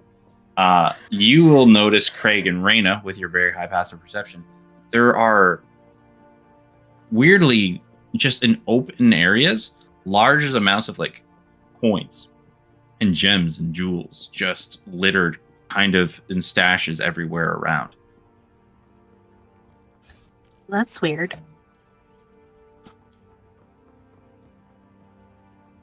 Is it because they don't need money? I don't know. I wouldn't mess with them though. Oh no, of course not. That's bad juju, just all around. But why is it so much? Maybe they just like them because they're shiny. Ask Yeah, that Fibbit. makes sense. Fibbit, Yeah. why are there just these like piles of riches all around? Oh, yeah. Well, that's this time of year. This is the year of burying. Like what we do is we will. Here's the thing. None of you is hard to explain. There are these different entities, right? Big, powerful people who some people belong to them, others don't. A lot of us don't here, but some do, and they're called like these courts, right? So what we do is we send them back, and we kind of give them their dues for the year because they like gold, shiny things, everything like that. So a lot of people will. Huh? Yeah, it's tax season. Sure, if that makes sense to you, great. I don't know what that means. Okay. Others, though, who aren't a part of the court, they bury it and hope for good luck for the year for the woods. That makes sense. What do the courts do? Huh? What do the courts do? Oh. Because you're paying them for something, right? Well, how do I say? You're not so much paying them for something, you're just trying to gain their favor on there. It's a whole.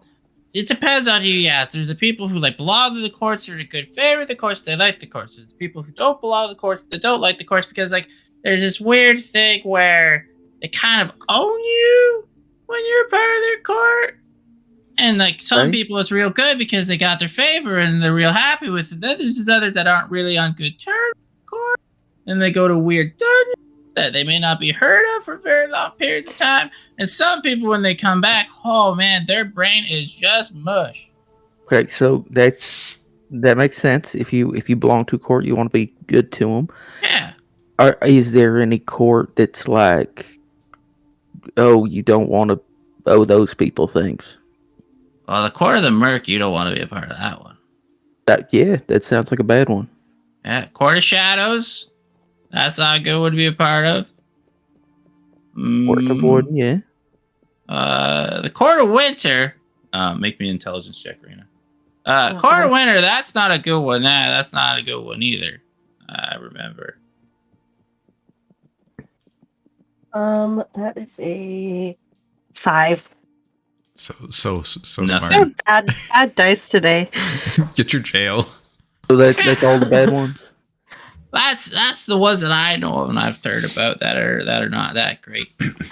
Okay, yeah, good. Yeah. Just it's worth knowing. Yeah. But we should we guys ready? We gotta get passage. No one needs anything. We're gonna go. Yeah, I think that's. I don't need anything, and he'll look at everybody else. What do we? Are we constantly walking through this place, or have we kind of stopped and talked at the edge of this town? Like, what's the setup there? Crag has absolutely walked into the village. Okay, but I mean, are we kind of like hanging out, or are we constantly moving? How big is the village?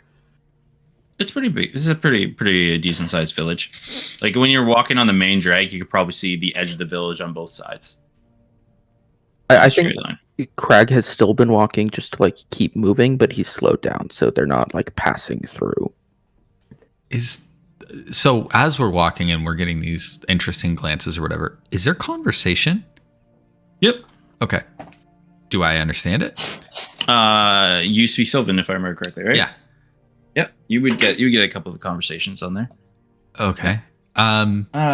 You would see there is this creature, very humanoid in nature. Almost if you at first you look at them, it just looks like this very beautiful man at one point, and then he turns and you see his big butterfly wings open up on his back, and he seems to be talking to another person with like goat-like legs, but then a humanoid type body on there, and they go, how is your offering this year? Oh, it is not as good as I was hoping as much, and I'm kind of hoping that the Shade Mother, she will not get too upset. Yes, I know this could be real bad. I was like, yes, but we do what we have to do. And there's was like, what does your offering this year? Well, I actually was able to, and the goat man, I was actually able to swindle out a couple magic items off of a couple travelers on the road. So I'm really hoping that pushes me over the edge. A lot of them seem to be talking about their offerings.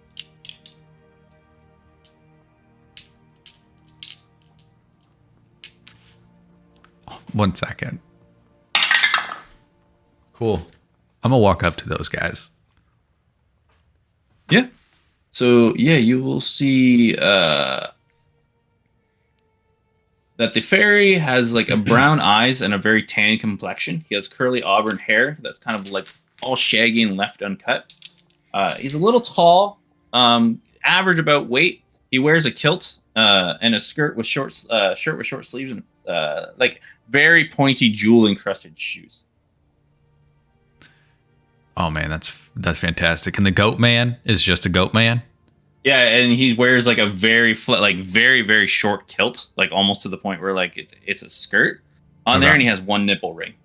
Oh fuck yeah! All right, hey y'all, couldn't help but overhear. I'm glad to hear that your tidings went well or whatnot. Can I ask y'all a question? The fairy looks over at you.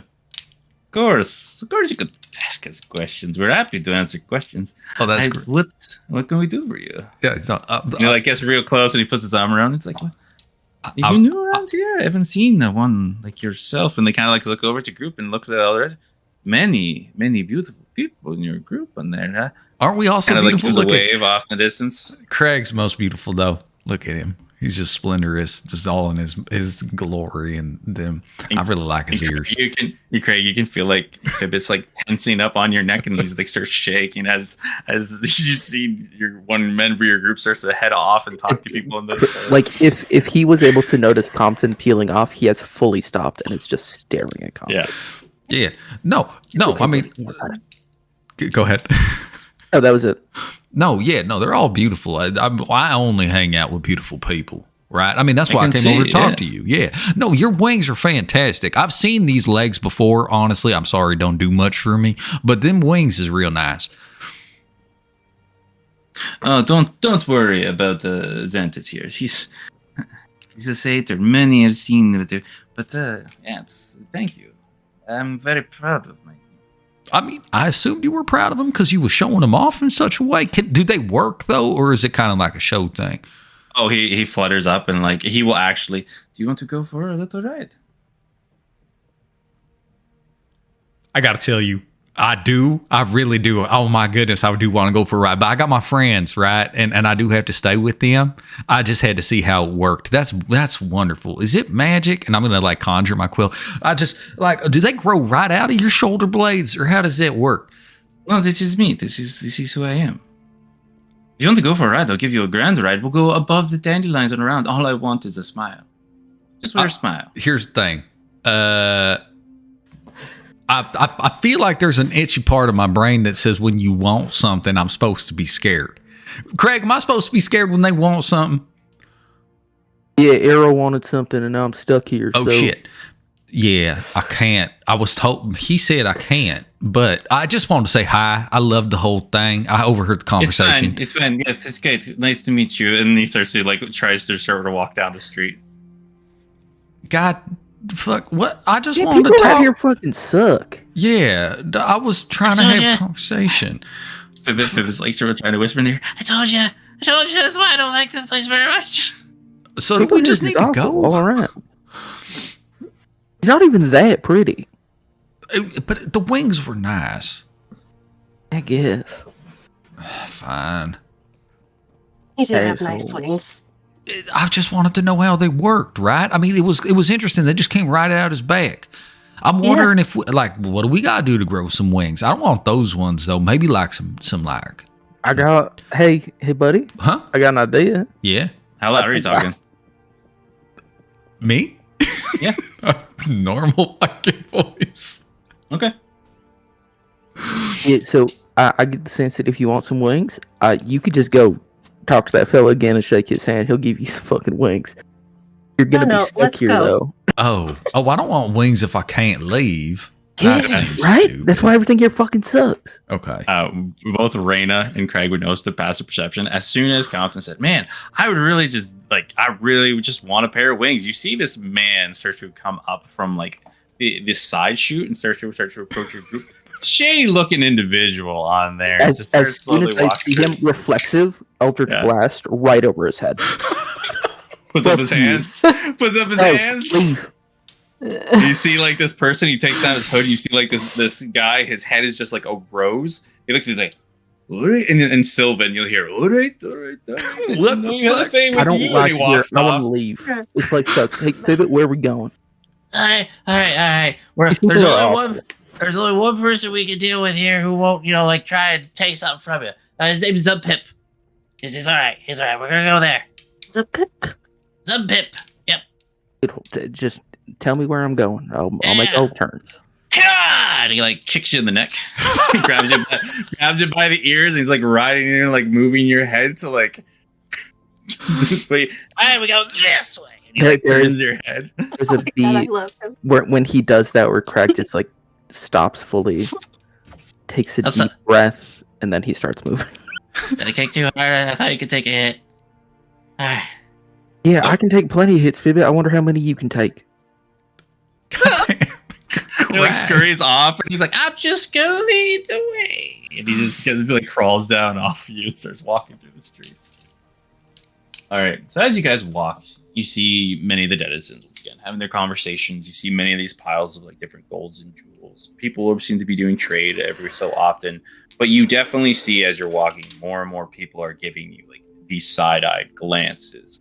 People start to approach, but Craig, if you're still on the defensive, anybody who kind of like gets He near, when has they his see- maul out now. Yeah, exactly. When they see you and what you look like and your defensiveness with this group of people, you see they kind of like, oh, look at it, and they turn the other way and start walking off because they realize there's nothing to be earned here. He's Um, trying his best to give off an aura of these are my people. Fuck off. And you're doing it very effectively. So as you walk up, you see that you start to go up a hill, start to spiral up this landscape for a while, and you're now going above where the village is. And Thibbit, you're like, oh yeah, here we go, and you see that it's zip ups, Pappas rides. The sign is dangling out front. Yeah, this guy's great. So here's the thing. Let me do all the talking for like a second. All I'm gonna tell him is that you're not gonna trade anything like that. So if you guys got any gold or jewels, it's around that time that we could get away with just paying for a ride instead of having to like make a deal. Yeah, I got some gold on me. That's fine. Ah, great. So he walks up, and you feel like the wind up here now, because you're right underneath where like the heads of these dandelions are. You can see where like the seed stems are. You can reach up and like you could touch them. You're very high above where the village is, and the wind now is like blowing all around. You kind of like have to dig your heels in to not get blown over. Especially like you, Compton, you're a pretty constitutional guy, but you are very like any lanky person, like you feel that wind pushing on you. Yeah. And you'll see as you get up onto this wooden platform, you see this very large red and yellow frog. He wears a very beautiful petticoat with like all of these ornate, like different buttons on here. He has large bulbing eyes on top.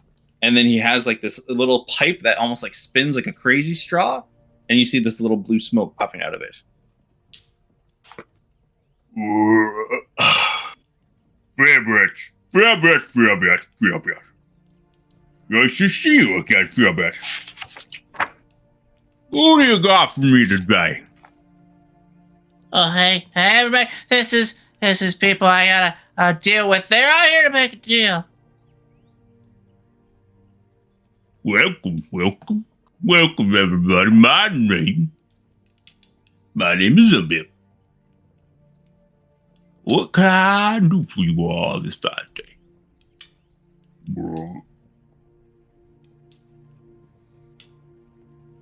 Fly got your tongue? Oh, shit. I just can't right now. This is too much. How are we not enjoying this? This is so good. He's a frog man. He's a frog man. He's also in this village, which leads me to believe that he's not. This isn't a conversation we have in front of him. Hey, Fibbit, what are we here for?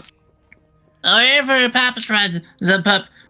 We're trying to. And he like points, he like grabs his hat and holds it down.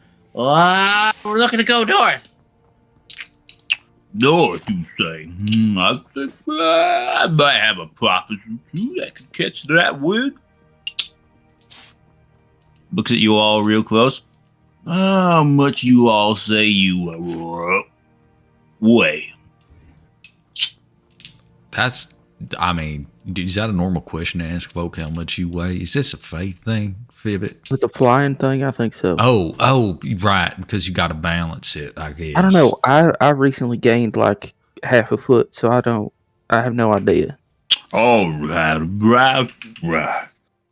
What I need you to get you all your own purposes, but that might be costly. Or if you're all doubling up, then, well, you just gotta try your best to even it out. Otherwise, there could be bread. Oh, I mean, I'm getting like half of it. Do you So understand how this? much? Okay, so how much can these carry? Could one carry, and he'll point at Compton and Rena, two normal folk? Oh, yeah. Okay. Yeah. And do you think one could carry myself, and he'll point at Stoat? Like, and he's tall. He's like Craig height, right? And he just is like this big, wide individual. He's like, looks down at Stoat, looks you deep in the eye, Stoat, backs away when he looks at you deep in the eye. Yeah. Probably. And he kind of like scoots a little bit away from Stoat. Yeah, and Fibbit, he don't weigh nothing, so I figure he could hitch with whoever. Well, I mean, So just two of them, I think. yeah, I weigh 170 pounds. I just know that. So, What about that individual back there? Is that one with you? Oh shit! I forgot Deanne was with us. Hey, Deanne, you step forward.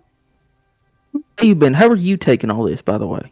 The frog man and the butterfly and the rose. I'd like to leave. Yeah, me I'd too. really like to leave. Hey, I completely forgot you were with us. So I figured probably 3 put Deanne with Fibbit.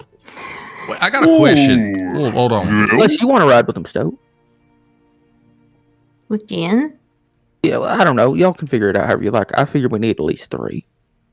I have a question before we start parceling these out. Are we supposed to hold on with our hands, or like, is it how do we attach ourselves to this flight contraption? Well, you see, Papa's rides are the safest rides around. Just gonna dig your feet deep into the Papa seat. You'll be along for the ride. Once you get near your destination, you grow big, and you have to stick to the land. Okay. It's so safe that you have to stick the landing. Yeah. Yeah, Sounds okay. fun to me. Let's go. All right. Please. So, I'm thinking for each of you, probably just one. Nope, no deals. You're just gonna pay in coin. All right, I guess. Fine. Let's say, either each of your shiniest gems or 10 of those gold shiny bits. Or For each of us? no, per each poppers. Which needs 3. 30. Got it. Okay, we got that. It's fine, and Crag will, because he's kept his coin purse out now, just pull out 30 gold, slide it to the freaky fucking frogman. Here you go, sir. He sticks out his big web palm and he just like closes it, puts it in his bag. What? All right, everyone. Yep. Just real quick, it's going to take you a second to get this set up for it, because if that's the case, can I talk to Fibbit? Can I talk to you for a quick second when the frog... oh, shit, what was his name, Fibbit? I'm sorry, frog person man. Can you get this set up while I talk to my friend Fibbit? Yep, just be ready, because we gotta wait for a northern wind. All right. I'm gonna. And you see he goes up, starts grabbing these dandelions, sticking them into the platform, and like sticks out his tongue that's like waggling in the wind. I'm gonna pull Fibbit to the side real quick, and it's not. Here's what I mean by to the side, away from Stoat specifically. Yeah. What do you need? Yeah, Fibbit. I got a question for you. It sounds like people are looking for money right now instead of deals. Is there anywhere in town where you could wrangle up some kind of magic items that maybe does that whole find familiar thing for gold coin? I could try, but I could try. Just we gotta be quick. I mean, I don't have to be quick. You got to be quick. I'm asking you to do it. I got faith in you, Fibbit. You've been so brave and so wonderful. Look, if you can't do it, you can't do it. I ain't gonna hold it against you. It's just like I know Stoat would really like a little rat person. I seen how fond of it she was. Roll me a persuasion check. 17 plus 7. All right. Give me how much coins you got. Stoat, Huh? give me 100 gold pieces. Like, Right now. Like we'll deal with it later. I need 100. Stoat just goes somewhere where she can hide behind anything, just so Yep. she can go into the bag and not have everyone see where she's going. Yeah, and you see Zip Up is just completely distracted with his tongue like waving in the wind, seeing as blowing west right now. So he's just like trying to wait till the wind. Like is she'll even blowing like north. crouch down under a counter and just Yep, easy enough. okay. You give him the money, you see Pip up like, and he trips over one of the stairs, falling down like this like giant like spiral. And you guys, if you're looking over the edge, you just see Fibbit like rolling down. Because you guys are super high up. Right? boy, So he just keeps going and going and going and going. I love Fibbit, y'all. Can we please keep Fibbit? I love him so much. If we're only allowed one fucking little, we'll let DN go for Fibbit. I'll just let him go. And what we'll do is before Fibbit gets back, we will take a 15-minute break here. Hey, 15 minutes, y'all. So what is that? Like 7:30 for the West Coasters, 10:30 for you East Coasters. We'll see y'all shortly.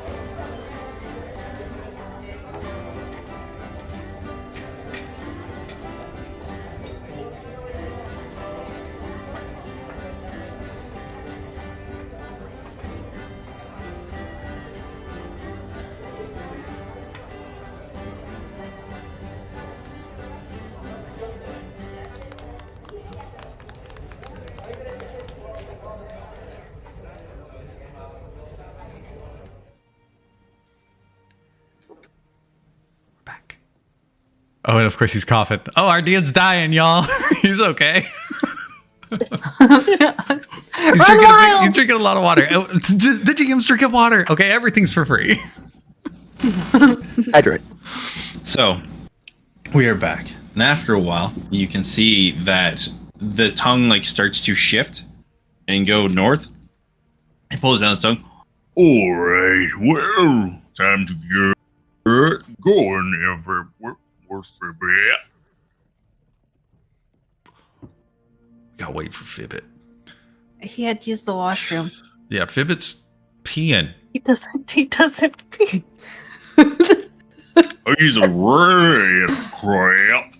They don't pee, they pollinate. Is he pollinating flower women down there?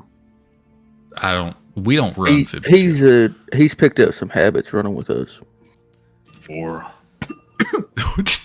Excuse me, did you just call him a whore? He's pollinating. Talk about this. That isn't the preferred word anymore. I mean, I know we did. we'll wait for him to come back. I'll check the wheels again. Yeah, you get to enjoy our company a little bit more.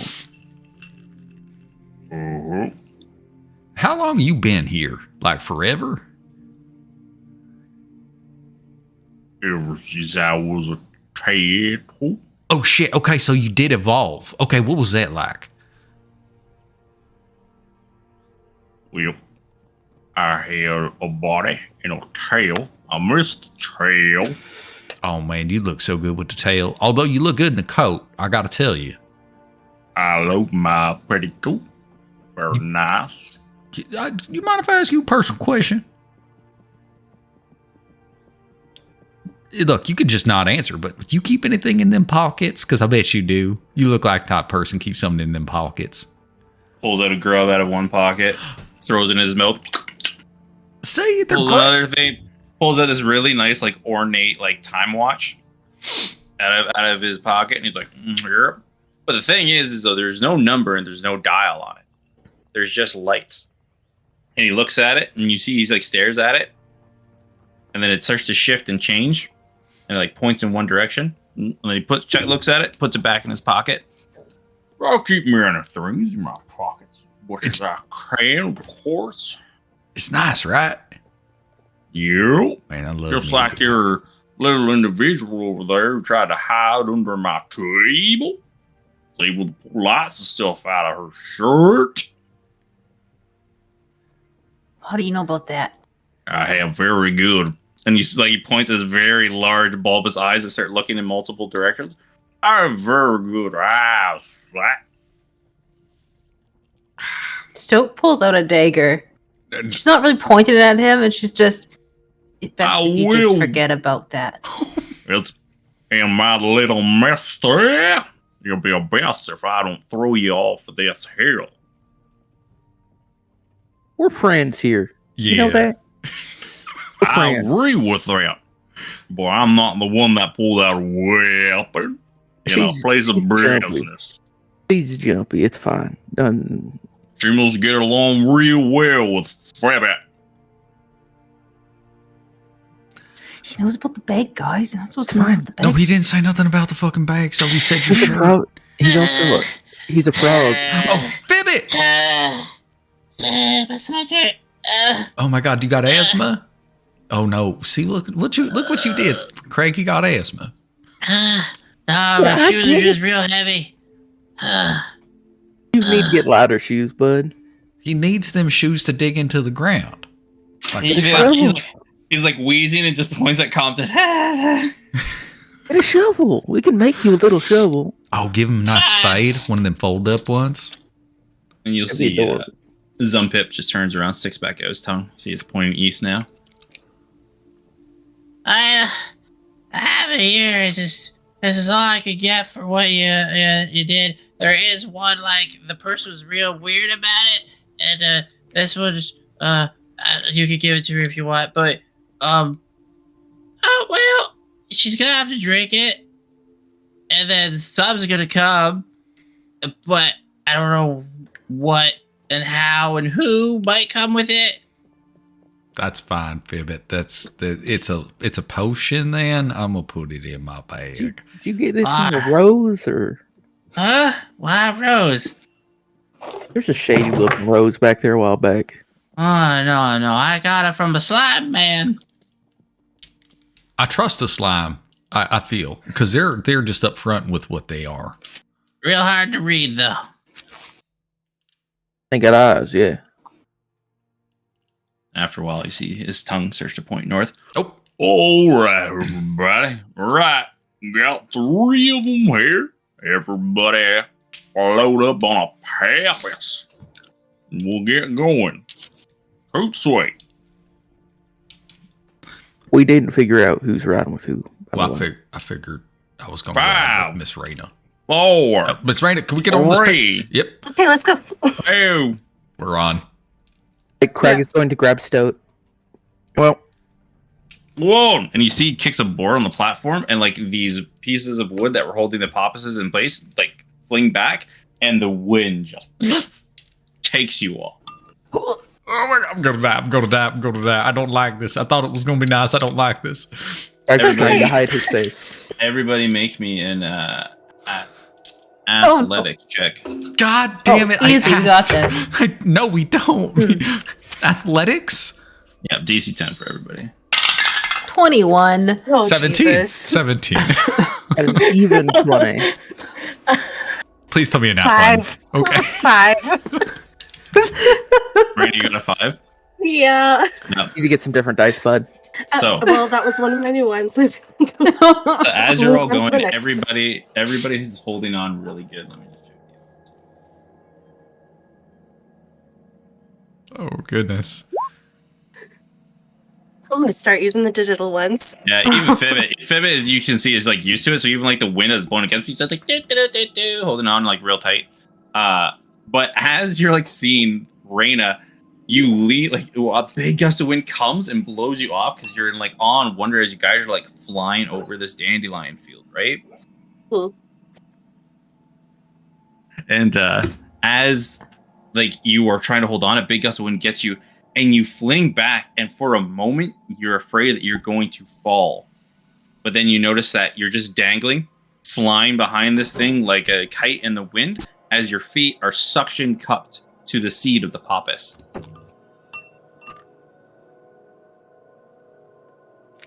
Great. Yeah. Over time, you can like slowly pick yourself up and then like swing back on. But for a while, you were like dangling upside down from this dandelion as you all float high above this field of dandelions. Whoa, Craig! Look how cool Raina looks right now. If I look at anything other than this thing I'm holding on to, I might fall off. It's not so bad. Oh, it's pretty bad. And you hear Fibbit screaming, A person with acrophobia experiences intense fear and anxiety when they think of tall heights or in a position of significant height. He keeps repeating it over and over and over as like you guys are going. I think after he's heard it a couple times, Craig is also repeating it just under his breath. Is there anything I could do to help Raina? Yeah, you can help her out. Like you can reach down and pick her up. Yeah, like, I that's wanna easy. pull her It's up. just whenever a gust of wind, like the first time when like the wind blew against you guys all, like that was a check. You guys are all like acclimated to it now as you're flying, and like it's a beautiful sight. It's calm. It's going through. You see like birds are flying like above you all in the sky. They look like giant, almost like you've heard of rocks, gigantic birds with almost like 50-foot wingspans, right? They look like that.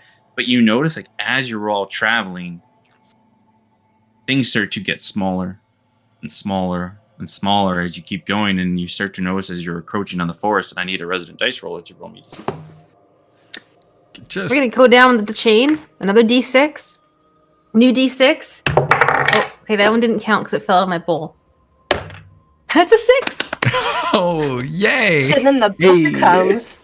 You land in a lake of acid.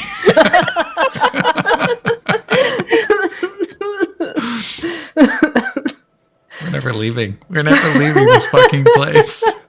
We live here now. And as you go, pushing through because you're gonna get the 5, right? Because you rolled another 6. So as you're pushing through and going down, all right, and you notice like as you're going, the dandelion keeps getting smaller and smaller and smaller as you're all holding on to the grass, and the ground is just coming towards you very, very, very rapidly and quickly. I need everybody to roll me a dexterity saving throw. I have a question. Yep. Is this the kind of like, are we falling effectively now? What's happening is you guys are rapidly growing larger, heading Christ. towards the ground. So you are like rapidly skidding towards the ground. You're not falling. You're literally flying into these woods right now, growing big. Oh, okay. I was gonna. And you guys have been you guys traveled for a while. You probably traveled what felt like 2 hours on these dandelions. Oh shit! You started to grow big. Yeah. You guys are guessing like you made a very good amount of distance. 18. 18 as well. I got a natural 20 for Hey! 22. It feels And- wasted. Raina. 24. It was a 12. 12. All right. Disregard the one in roll 20. I just wanted to see if it would do better, and it did. As you're all going, everybody, let me check the last 2. Fibbit's gonna fucking just foot plant in. He's just gonna become mushroom Fibbit immediately. Everybody like as like the dandelion almost like vanishes from your grass as you all rapidly grow large into this tree line. Everybody just kind of like poof, skids in through the ground, landing real good, sliding, and then Raina just drags through the dirt face first. Oh no! Come on.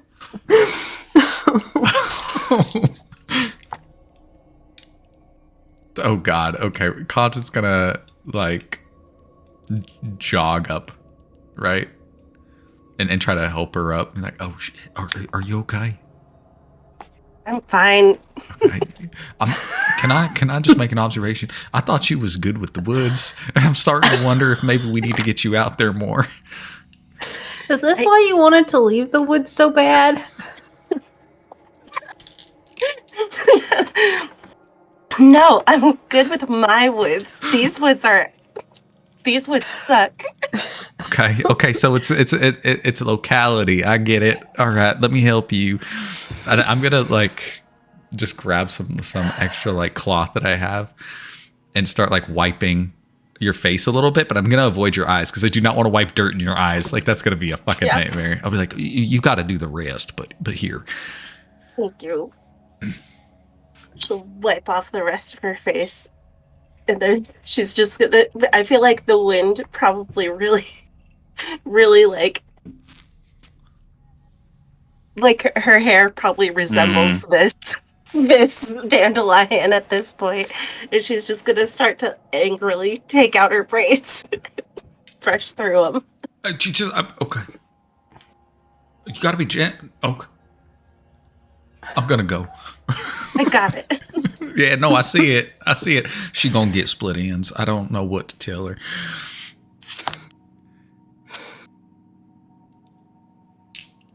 Fibbit stands there looking around, pointing around his hat. We're close. We're real close. Maybe like 1 or 2 more things. We probably only had 1 more thing, but we stopped for a while, so might be another thing on top of that thing, but I don't know. So, all right, we're gonna go this way. How's Deanne doing after that flight? Deanne, roll me an insight if you'd like. Oh man, I'm so good at insight, y'all. Okay, a 3 minus 1, 2. A good 2. You cannot tell. Like he's looking all around. He's trying to avoid like contact with anybody directly, and just seems to be completely everywhere at the moment. Look, we paid money to Deanne. At first I hated it. I'm assuming Stoder, Raina, whoever's next to me. But look at how attentive to the woods he is. He's keeping an eye. He knows what's going on. Look, do you see that? I should be taking notes.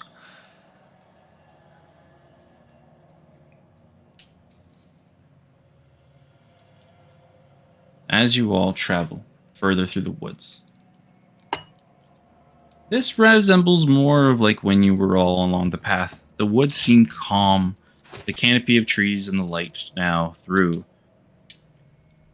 The light is getting a little bit darker at this time. You're probably coming a little closer almost to the evening time. But the sounds of the woods around you, you hear the animals off in the distance, always out of sight, but you can hear them. The foliage is more full in bloom, and you can start to see once again, every once in a while, those clusterings of fireflies that kind of, when you get close to them in proximity, they kind of light up, but there is no path. Traveling further through, whoever would like to, who is leading the charge? I think unless anybody else is trying to get in front, Crag is right behind Fibbit. Okay. Or carrying Fibbit, whichever. No, he'll walk. If it is getting dark, Compton will do the same thing he did the previous night and prestidigitation light Stoat's lantern, and then also just like kind of quickly jot up and say, you know, just in case you throw it again, and cast light again on that dagger. And because the way we move, if that hour runs out, I will do it again. I will just keep putting light on that dagger when that hour duration runs out. All right. Traveling a little bit further. Just as a point of order thing, Crag immediately resummoned the ball when they landed. All right. Give me 1 sec, guys. Just got to check on my son real quick. Yep. This is a great opportunity. Hey, any of y'all here watching the stream, I hope you're enjoying it. Hoping it's a good time. We're having a good time. We are. We're having a great time. But you having a great We're time? never gonna leave the woods. We're never Alright. So desperately hope we leave these fucking woods. God, but why couldn't you just let me get Then some dope wings? We left the town. We could have all had a fairy deal. We could have all lived here forever. No. We could, like, think about the series, the turn of events, if we are now these guys and we're just constantly making up fucking deals with people. I wonder if Raina was stuck in the woods, if that spell of recall could still zap her out of there. Some could Oh. argue it's the same woods, right? Like maybe it's not really leaving the woods because we're technically, I think, in the Feywild. I don't think we're. All of the woods is the woods. Yeah, Different Oh, is that what's happening? geography of the Feywild. I'm yeah. almost certain we are in the Feywild. Danny, you right. We are trying to set the woods on fire Oh. again. I swear to Okay, God, if I have to come fucking back here to go to the banquet, I'm gonna be pissed. it sounds like you're gonna have to come back for the banquet. I hate This You is- that. didn't even pay your taxes. Shit, dude, I just moved in. New tax year. Yeah, I pay him next year. He doesn't have any Yeah. income to claim yet, right? Like he's got to earn against the state first. Well, and it's also like, what do you tax out of darker skin and fucked up eyes? I mean, I guess What percentage is that? 20% of your height gain. Just shoot a couple of eldritch blasts. Your at the height pile. gain. Yeah. You get smaller. You gotta Do what pay they in want. inches. Yeah. And you lose it where you think you would. Craig, roll Yeah, I me was a- Yes, absolutely. Sorry, Grim. I would be remiss if I didn't mention that there's a joke about paying the queen in inches. Yeah. Perception, that's 24. 24. As you're all traveling through the woods, you notice off to the side, probably about 20 feet from where you're all traveling, you see this large nest. And you see in the nest, there are 2 eggs.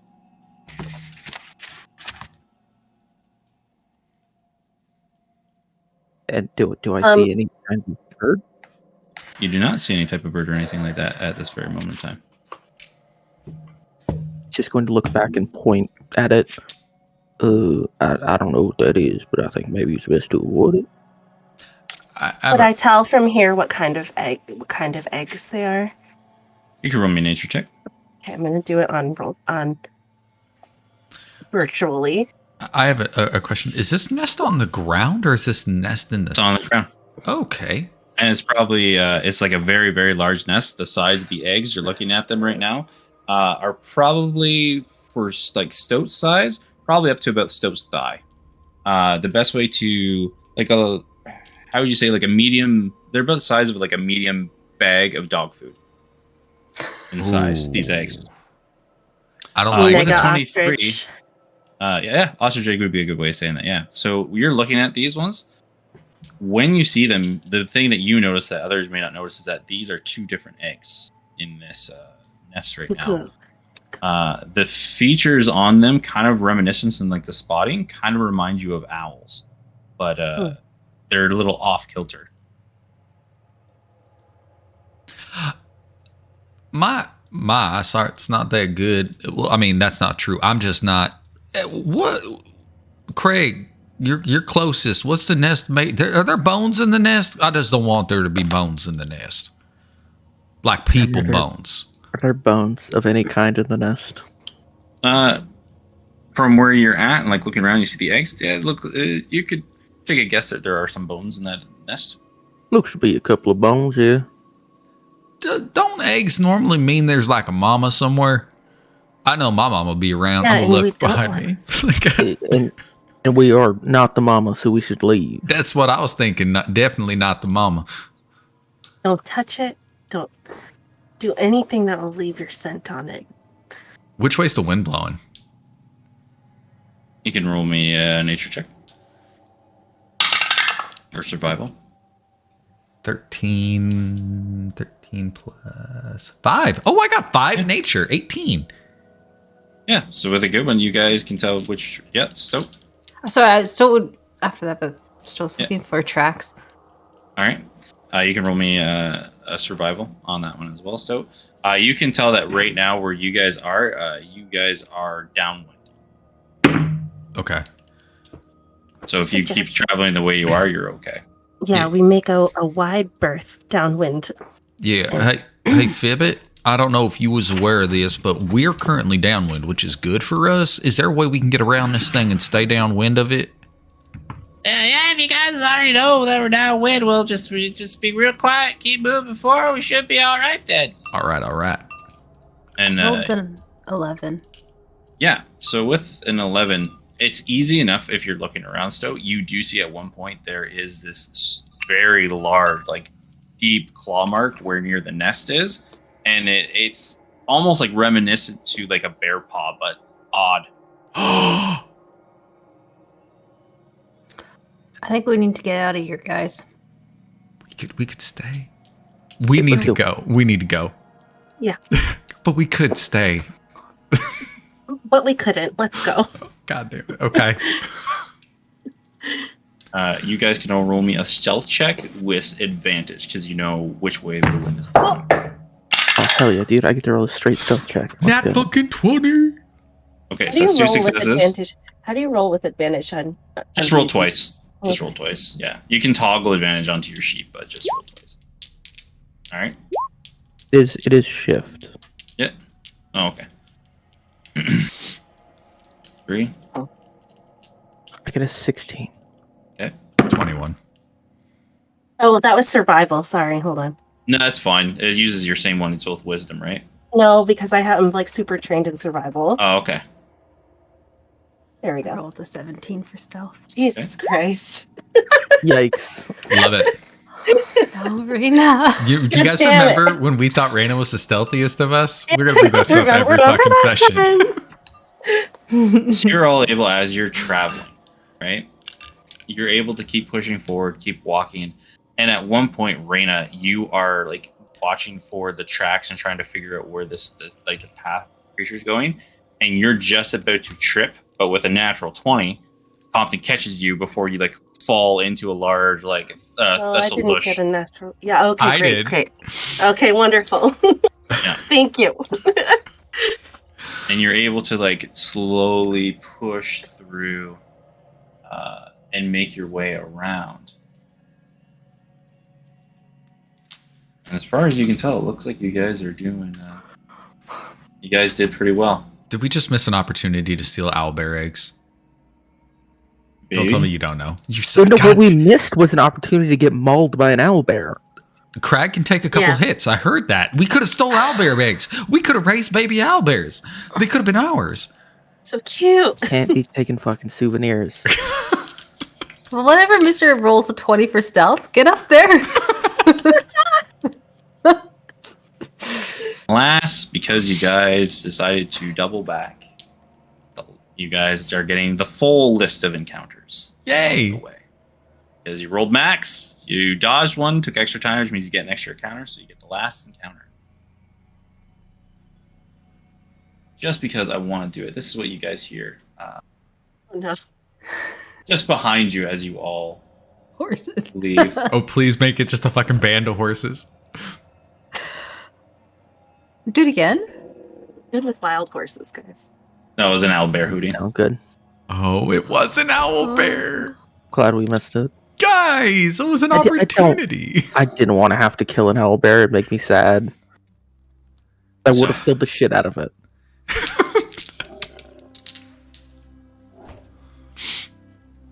Fibbit, once again, points at, Oh, we're so close. Like we should just be up there. and he like starts running. He's like, We should. We're so close. We're so close. All right, everybody, like let's get going. and he starts running. Oh, no. running. Don't die right at the end, Fibbit. And as you follow Fibbit, you come to an open area in the forest. The sky is clear and open. The tree line is farther off in the distance. You can see the sky fully and clearly at this point in time as dust starts to settle amongst you all.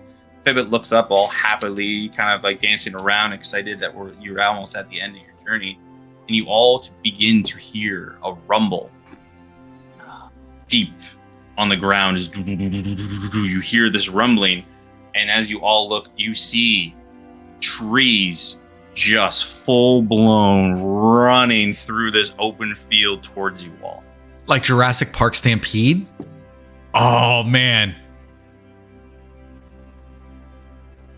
Are we in the Is way? there anything to duck behind, like a big branch, like in Jurassic Park? Do you guys follow Fibbit out? You're in the open, so I need everybody to make me a dexterity saving throw right now. As this herd of giant trees, are you like, you guys right now are like when there's the giant dinosaurs and you're dodging all the feet? You said saving throw? Yeah. 15. Got a 11. 17. Yikes. Let's put that one away. Okay. And what'd you get, Craig? 17. 17. So all of you, except for Stoat, dodges through. Stoat, you are going to take the first wave. Got And the hit by a trees- tree. The trees keep coming as like Stoat, you try and dodge out of the way, and you take 5 points of damage as one of these trees boots you in the face. They keep going. I need everybody to make their second dexterity saving throw as more of Look these out trees for that tree. I know, right? just keep going. Tree came out of through. nowhere, guys. I'll do that. 13. Oh, Okay. fuck. Oh, no. That's an 8. I'm absolutely killing it. 19. What the fuck? Where did that tree come from? So like a tree just hit me good, and then you have like another branch just and smacks her. She takes 2d6, another 7 points of damage as she's like flying through the air now. No. Another like the last wave of these trees. Just the aching and cracking of these trees are just like blowing through. You guys are like dancing around, dodging these trees, and still just getting rocked to last one. Another DC 13 dexterity saving Clotheslined by throw. branches. And that, one last one you said? Yeah. Okay. Fucking 11. 15. Oh no. 16. 11. Luckily, You guys are just laughing at Stoat. You've been ninjally dodging, and the last part of it, like the trees are dying down. Stoat, the last, you're like, okay, you caught yourself, you roll under a couple, you're good. And the rumbling stops, and then both Compton and Raina, as they're always very near each other, go, like, grab hands, like, yeah, we did it. Boom! And the last one tree just comes and rams you guys for 6 points of damage. As it's like, you like both Craig and Stoat, like you're sitting there staring as these trees are passing, and this tree purposely did it. Just like reached down with his branch and just swatted both of them as they weren't like paying attention and just took them out. I really Tree Tree like was out to this. get us. I really like this so much. I don't You even took- mind that 6 points. 6 points of damage as you guys tumble in, and Fibbit's just like How'd perfectly Deanne still. Let's see. As I killed Deanne asking a Okay. question. So Deanne, He dies, one. he dies. I know. Oh, no. So he dodges, gets nailed by one, but then dodges, and then Fibbit gets nailed, and gets nailed. So Oh, Fibbit's just ah! Vivid and Stoner in the air Gets just into it. It's fine. Fibbit takes a total of 6d6 damage for 25 points of damage. Fuck. he Uh, good? Fibbit's looking like and he does like that twitch where he's like a dog that just got hit by a car. He's like, Oh no, I think we're supposed to put him down. Okay. As Rena's on her feet, she'll run over and help him out. Okay. I hate the migration. Migration. Sometimes you gotta relocate the forest, I guess. I'm really sorry, guys. I didn't realize it's that time of the year. Fibbit, for somebody who lives here, you don't know a lot. I don't travel outside my grove very often, but this grove, they usually migrate to more rich lands. But if we go the way they all came from, we should be fine, and we can avoid any further stampedes. Just and he like limps up, like broken arm. He's like, just follow me. I gave him 11 points.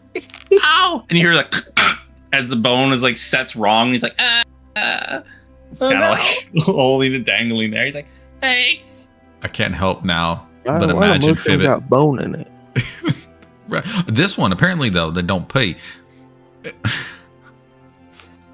This Fibbit now just looks like Super Mario Brothers when he jumps. That arm's just fucking bent. Sorry. so Yeah, Mario. It's a me, a Fibbit. Mushrooms, guys, come on. following the path of the march of trees cut into the landscape, you come upon an old grove of trees. Their trunks are thick and their bark is brittle. Along the path, you see a tree that almost looks as if it has a face in it. Its leaves matching the color of fall, but its branches almost bare.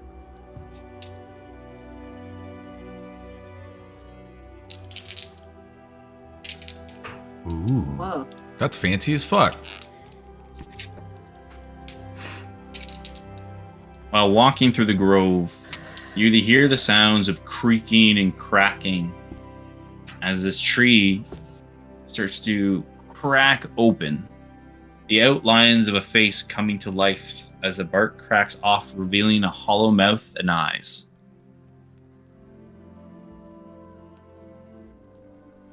What do you all do? Crag is looking at Fibbit to see if this is like normal. Fibbit doesn't seem to be reacting badly. Except for like as soon as like looks at him and creaks and goes, he's like, "Ah!" in his usual manner. He's like, "Ah!" And then like goes behind you, Craig, like, "Ah." What is this? What is this? And he's like looking down behind him at Fibbit. Fibbit will roll an intelligence check. 16. This is a boring tree. They're really old trees. Reyna will step forward and nod at it respectfully. I feel like in Sylvan say, well met.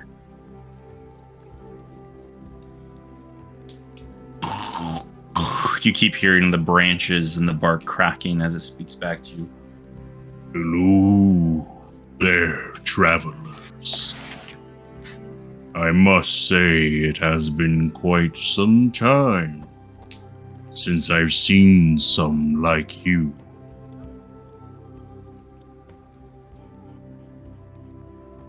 I'd imagine so.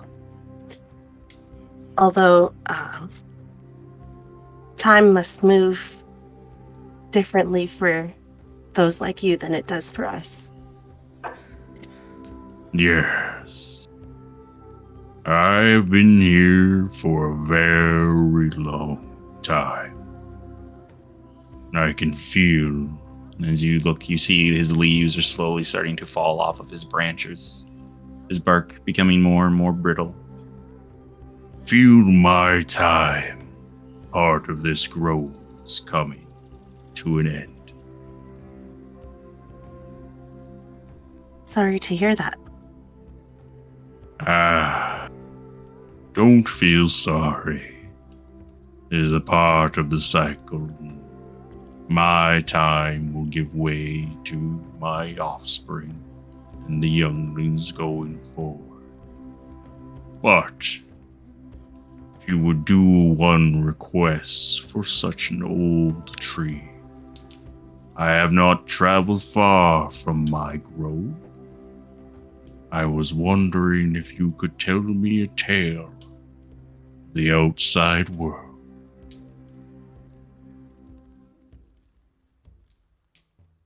That doesn't seem unreasonable.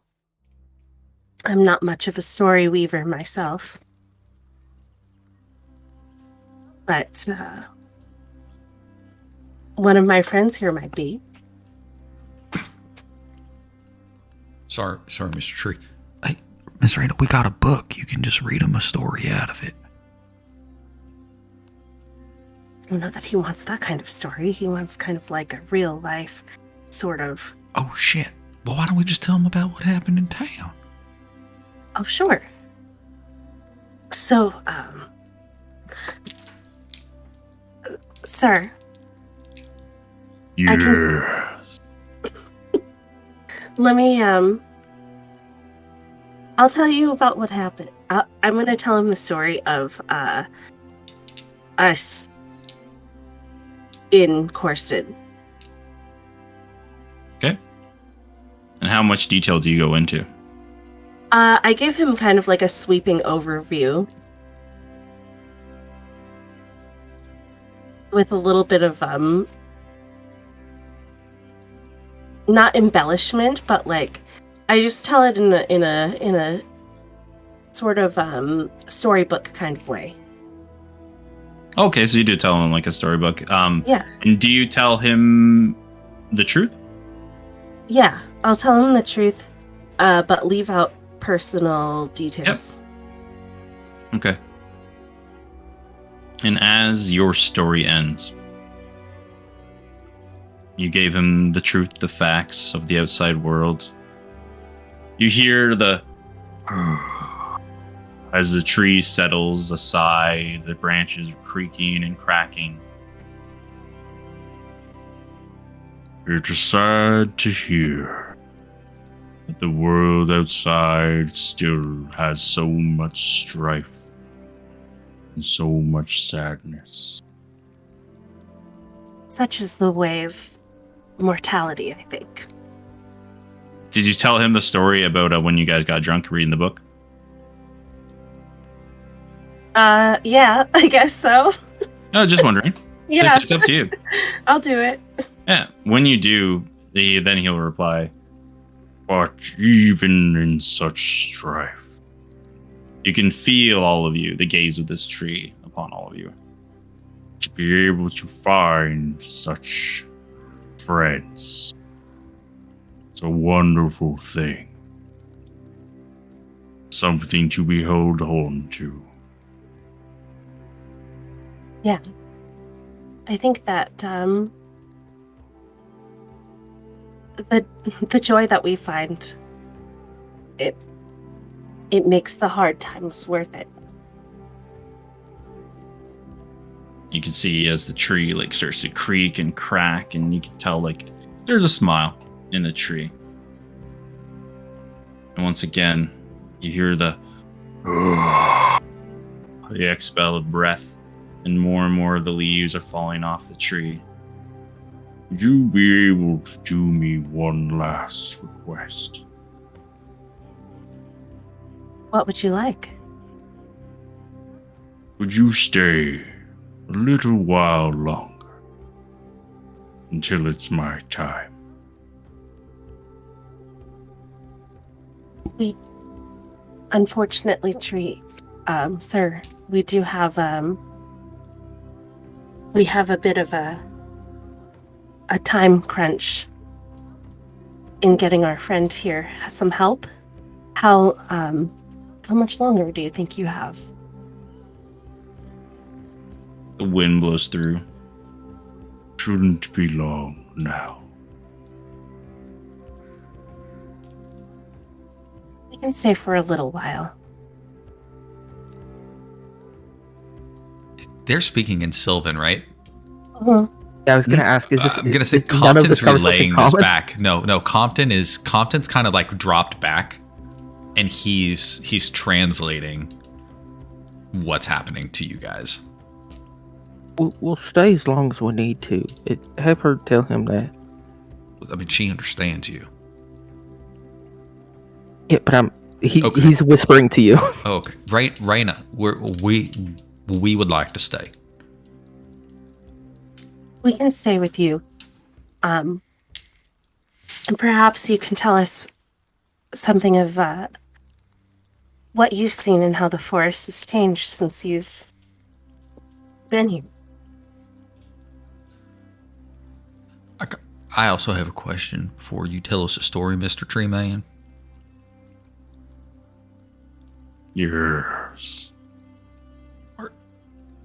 Are you restricted to like growing the next to you in here? No. My offspring already have left for richer soils.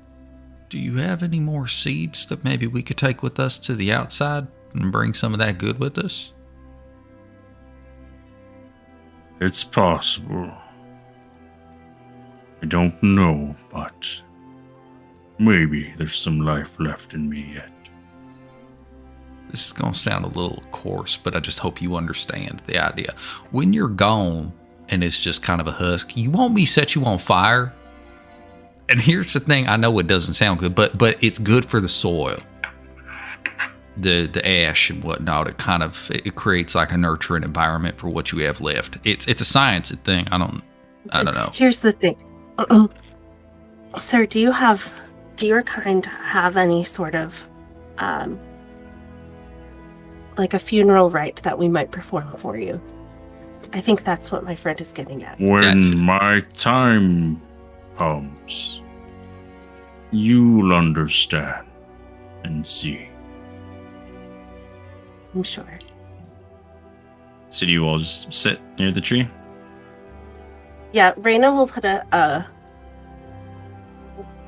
she'll sit kind of against, or not against the tree, but near it, and put a comforting hand on its trunk. As time passes, night goes through. There's a calmness about this area. It's very still. And the night will pass without issue. Nothing seems to even remotely come near or around here. And the tree will tell you a story of how it was planted here long ago by someone they called a friend. The person never came back. He's seen other trees rise. His friends, his families have moved on to other groves, as he was the first tree planted in this grove. So he is the sign of first life, and he's also the sign of its end. As is the ritual for all of these trees. The first one to grow in an area is also the last to stay, as they are the life force of the grove. He'll tell the tale of everything he's seen, the creatures he's seen in the woods, different conversations he's had with travelers in the past, how he's seen people like you before, and all are very different, but you seem kind, and he appreciates that people like you are the last he can talk to before his time ends. And as the time passes, your hand on the tree starts to kind of like shift through as the tree, all the leaves start to turn into like a glowy, almost like the fireflies. And your hand passes through the tree trunk as they slowly start to particle and disappear. And as a big gust of wind comes, the whole tree blows away with the wind. So cool. That's so tight. And sitting down in the middle of where the tree once was, you see a little tree, a little seed, sitting just right in the middle of the pile of where the tree once stood. I'll go up to it, and is it growing it into the ground like that, or can I pick it up? Nope, you can pick it up. It hasn't bloomed as of yet. Yeah, I'll go over to it and gently pick it up, and I'll just like whisper to it, like, I'll make sure that you grow into a grove just as beautiful as this.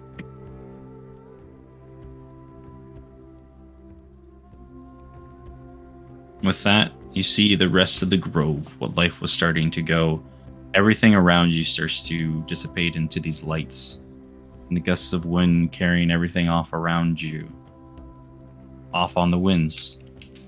Like that open field you passed before coming here, this area once again becomes barren. But you start to see, very slowly, new grass starting to grow.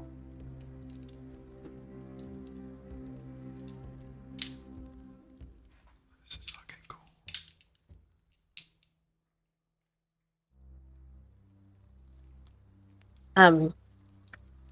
I'm gonna just wrap up that tree seed very carefully and put it in my pack.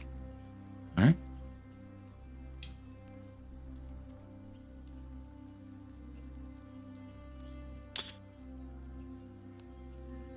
A bit once everybody is kind of calm. We should probably keep going. We're almost there, guys.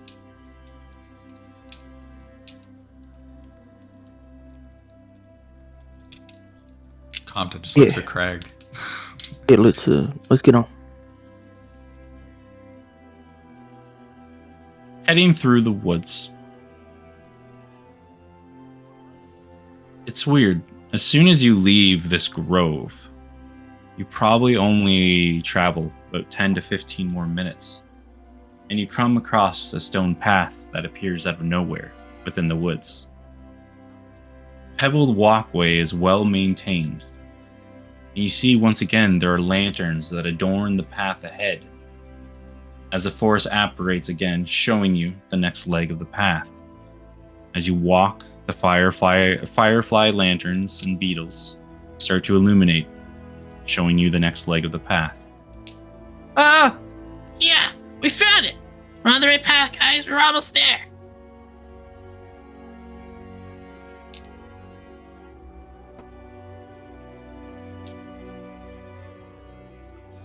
What do you all do? I'm gonna take another look at Deanne. Actually, fuck it. I'm gonna walk up to him real quick. Hey, Raina, are you good for a second? I want to go talk to Deanne. You can come if you want. Okay, Okay. I'll come over with you. So I'm gonna go over to Deanne and just kind of prod him a little bit. How you doing, bud? I'm doing as well as I can hope, I think, right now. So, just, if the little small mushroom man says we're almost there, then let's get there and get out of here. Craig can get out of here and we can all move on. And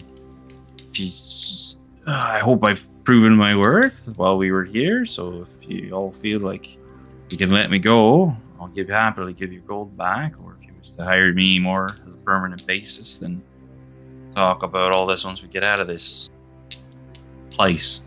Yeah, no, absolutely. Also, by the way, when it's just us, please use the Craig because I'm gonna. And I heard you stop yourself, and you shouldn't have because I would have appreciated it. And it's just, look, it's good.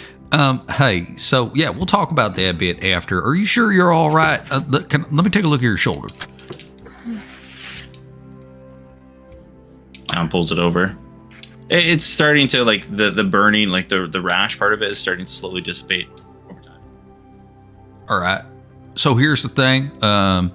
I don't know what I'm looking at. To be honest, I'm not a physician of any kind. I just thought maybe I could help. It looks kind of like it's still a little gross, but you seem to be okay. And it looks less gross than it did when I gave you that potion. So I think we're doing all right. Yeah, no, I appreciate the potion, so thank you again. Yeah. But can I tell you, you're going to get out of here, you're going to have so many good stories. I mean, have you ever talked to a tree before? No, can't say I have. Isn't I that don't wild? understand what they were talking about, but it seemed talkative. Yeah, no. I did translate it for you. That's fine. Okay. No, it's just crazy. It's so cool.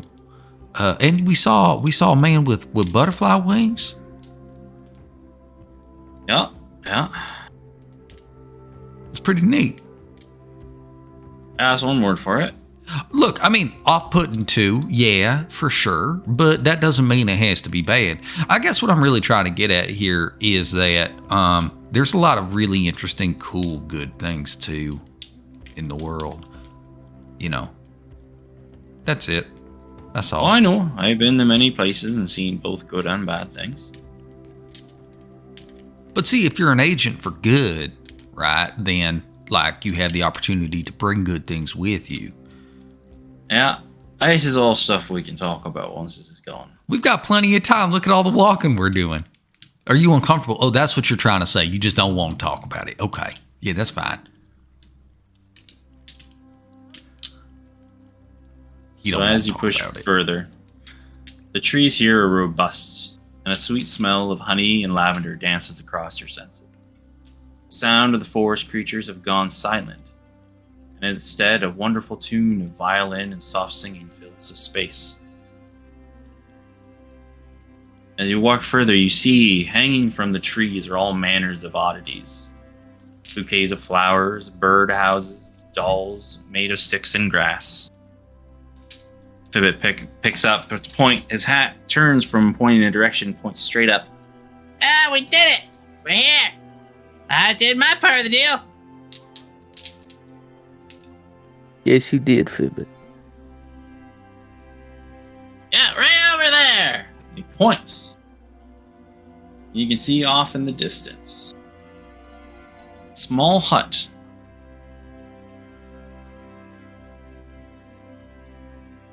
The lights are on. Lanterns all around it, filled with the golden beetles once again. And you see there's a garden outside. You see two people there.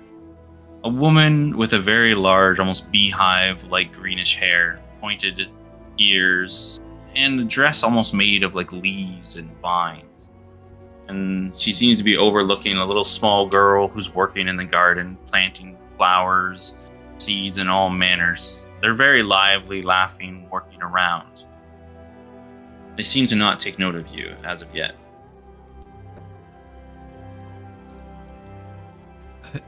Hey, Fibbit. And they look like this.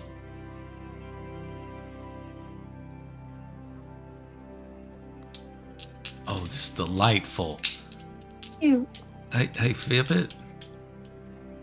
Yeah. Over under that these folks gonna try to kill us. Well, you've all been good along the trip. You haven't done anything bad. Seem to pass most of the tests, so you should be all right. You know what? This is actually a good way to go about this. How do you feel about Arrow Darkfoot? I don't like them. He's a too bastard. much. Okay, so how do you feel about them? They can be nice. Okay. I know you got. I never tell you. They're real. Depending on who you are and what you're about, she can either be real nice and sweet. I could make an introduction, but that wasn't part of the deal. Can I have my shell first? I mean, that's a you and Craig question. I'm not saying you can't have it. I'm just saying I'm the wrong person to ask.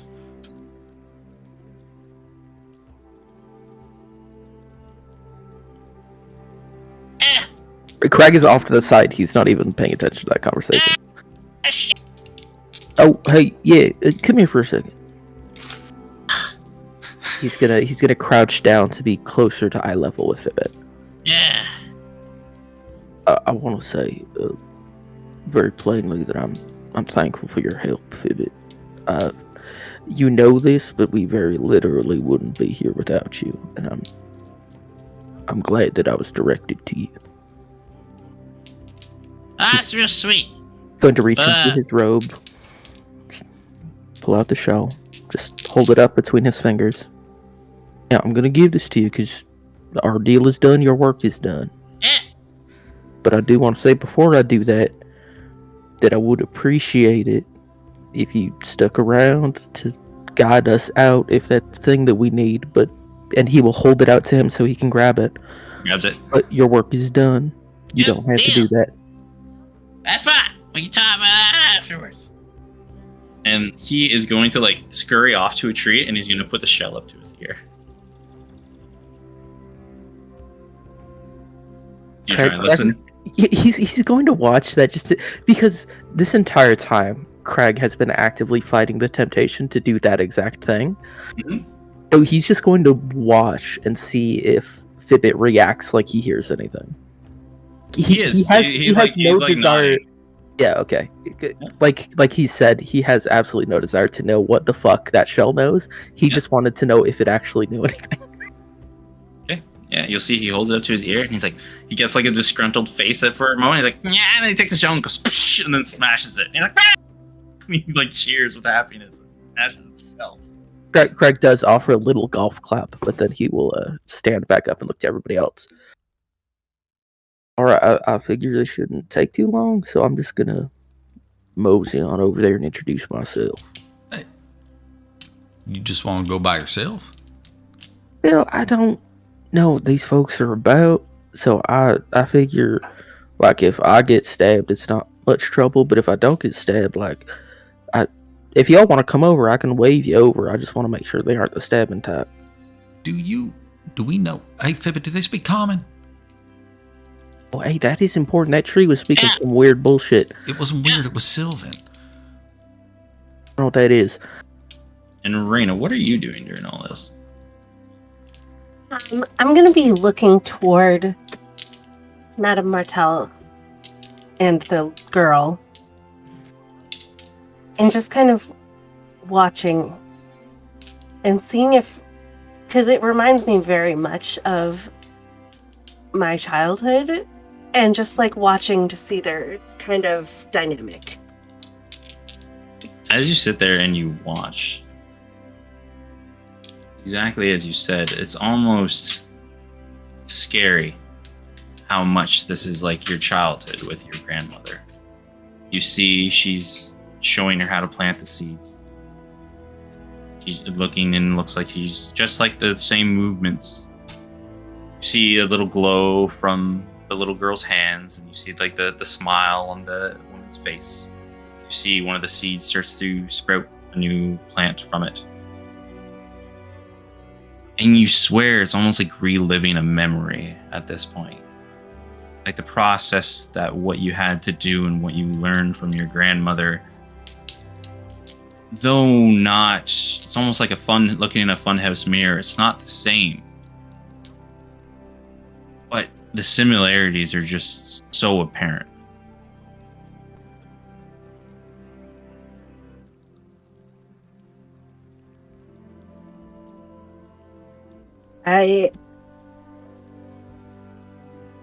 Craig, Hey, I would like to go with you when you talk to them. okay, it's fine. I don't want this to be like, oh, I don't want you to meet him. No, I just want to make sure they're not the stabbing type. So if you're not worried about getting stabbed, that's fine. We can go do that. All right. Well, and he'll look to Compton and Stoat. Just keep an eye out, and if we get stabbed, you're free. You don't have to stay. You can just go.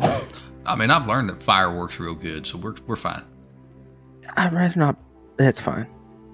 What you got to do? Do whatever you feel. Yeah. Right? No, I'm not going That's to leave great. you here. I'm not leaving Raina here. If stuff goes bad, we're going to... Stoat seems to like fire. It's fine. Yeah, good talk. Yeah. He's gonna turn around and start heading that way. Stoat, he says that when he's done talking to you. He does, as he's walking, snap and send them all away. Because approaching with the weapon out feels like a bad vibe. Yep. So, Compton, are you doing anything while Raina and Craig approach the city? I am going to ask how she's doing. I think it's just going to be like, hey, I know I haven't got to check in with you too much and stuff's been kind of wild. You doing good? Yeah. Okay. A lot happened in the last couple of days, but it's good. Yeah. Yeah. Shifts her arm. Do you want me to take a look at that? No. Okay. I'm sorry. I'm just, it was just an offer. I do want to let you know I had noticed that you've been getting on with Craig a little bit better, and I just want to let you know I'm proud of you because it was good. Craig's a good man. You know, he is.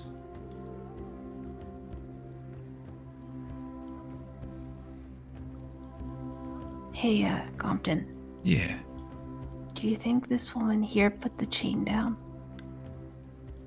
It's so hard to tell. I don't know. Maybe. I mean, I'm kind of getting the feel that maybe she's like the warden of sorts. You know what I mean? Maybe that's the reason Arrow didn't like her. I remember when when we first came in, I felt like the forest was being watched by someone, like someone was taking care of it. Mm-hmm. Do you think it was her? I mean, that seems to track. It could be, right? Yeah. But still, you're smart as hell. You know that.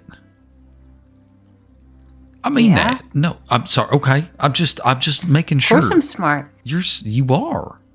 I read like a whole book in this whole time. You did, and it was so Yeah. good. I heard it. I'm sorry. I'm still proud of you. That's all. Okay. You made it awkward for me. I don't know what to do with my hands.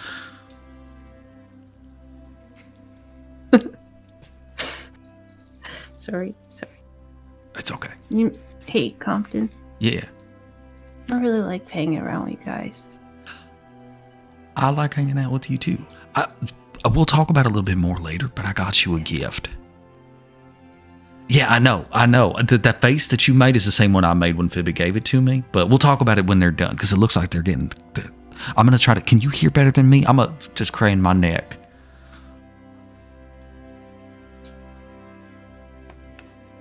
As Craig and Raina, you approach. You look down, Craig, and Fibbit's right there beside you, walking towards the two. When he sees it, he jumps. He's like, oh shit. Ah! Oh, Gotta be louder. You think with iron shoes, you'd clank a little bit. ground's real soft. And as he says that, you hear the woman is not looking in your direction. She's paying attention to the small child. Took you all a little longer than I expected. Craig? Raina, was it?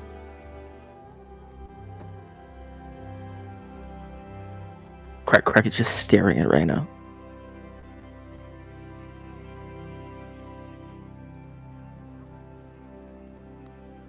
Madame Martel, was it? Yes. Please come closer. No need to fear. You all did well on your journey here, and I would love to speak with you all more. And who's this? Oh. See this one here? This is my granddaughter, Mabel. Hello, Mabel. Hi. Raina, was it? Yes. She goes, you see, she goes and like holds her hand over like one of the areas in the ground. And you see like a little rose appears from where she was holding your hands. It's like a greenish glow comes from it. Her grandma said this one was gonna be for you when you arrived. Thank you, Mabel. Oh, no problem. You see she kind of like scurries behind her grandmother, kind of like holding the dress. Both of you have very high passive perception. When you look down, Madame Martel does not have any feet that you can see. It almost seems that she hovers above the ground. The wind blowing her dress, swaying back and forth, and you can see that she has nothing touching her to the ground.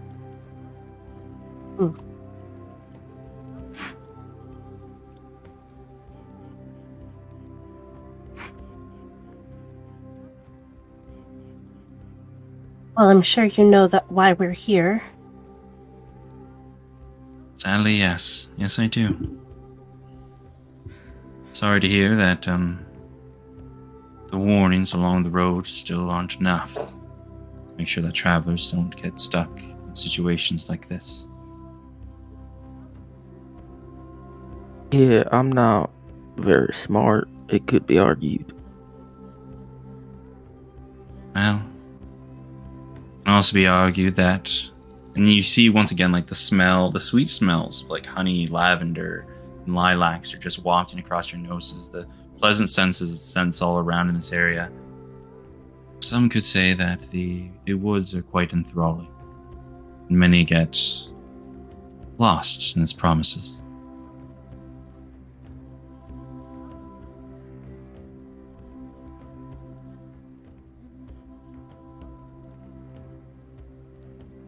But please, if you'd like, you can all come inside. It's been a long journey for you all. The rest of you, stowed over there, Compton, at 1DN, you can all come. I'll have some tea.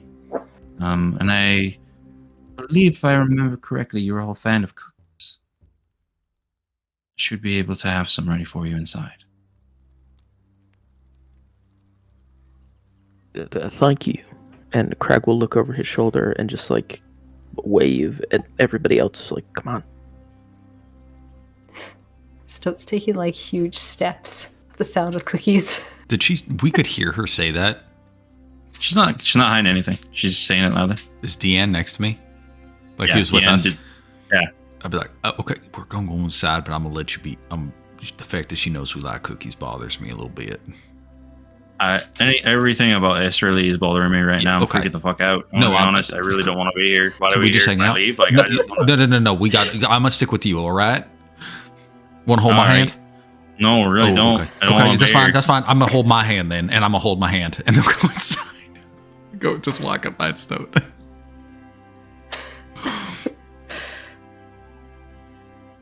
Is Mabel detaching herself from Madame Martella at any point on the way Yeah. in?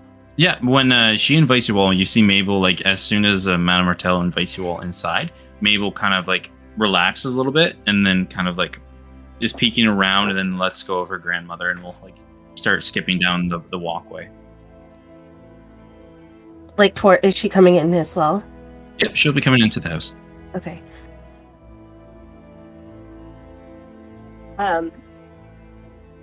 I'd like to talk to her just like apart from Madame Martell if possible. Yep, Madame Martell will float inside the house first. Great. So you guys can do whatever you'd like after that. Hey Mabel. I So how long have you been here?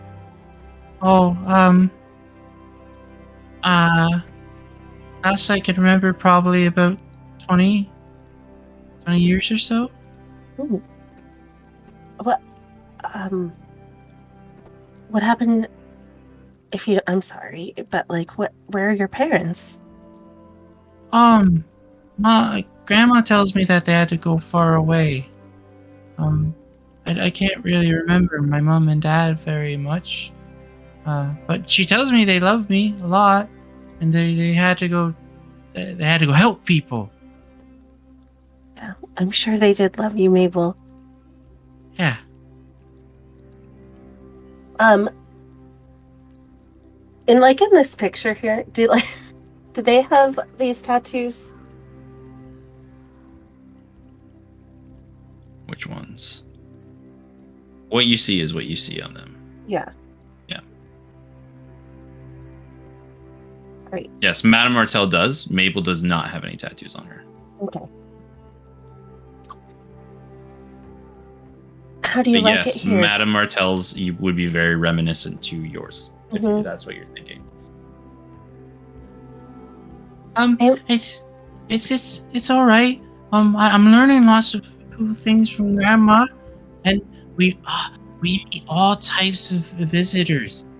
There was a man who was also a bear, and he came and visited one time. He didn't want to be able to turn into a bear anymore, and my Grandma was able to help him.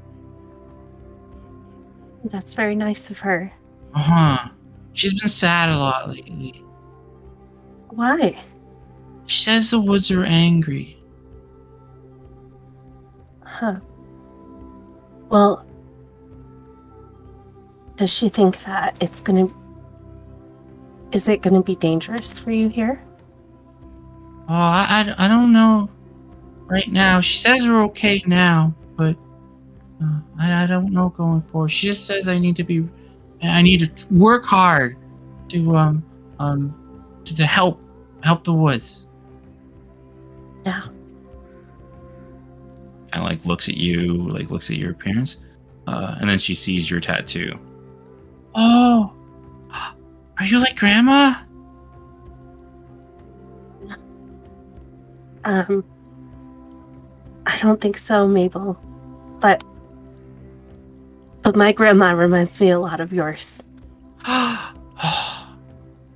about your mom and dad? Did you live with your grandma too? Yeah, I did. I lived with my grandma for a long time. Where I come from, it's not this warm.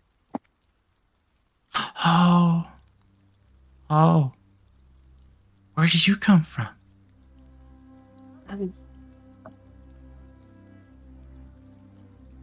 I think that my DM told me it's called the Misty Moon Forest. Yeah. Yeah. I haven't heard of that one. Do you want to come inside and I can show you my dolls? Yeah, Mabel, I'd love to see your dolls. She like lightens up and she grabs your hand and she'll lead you inside.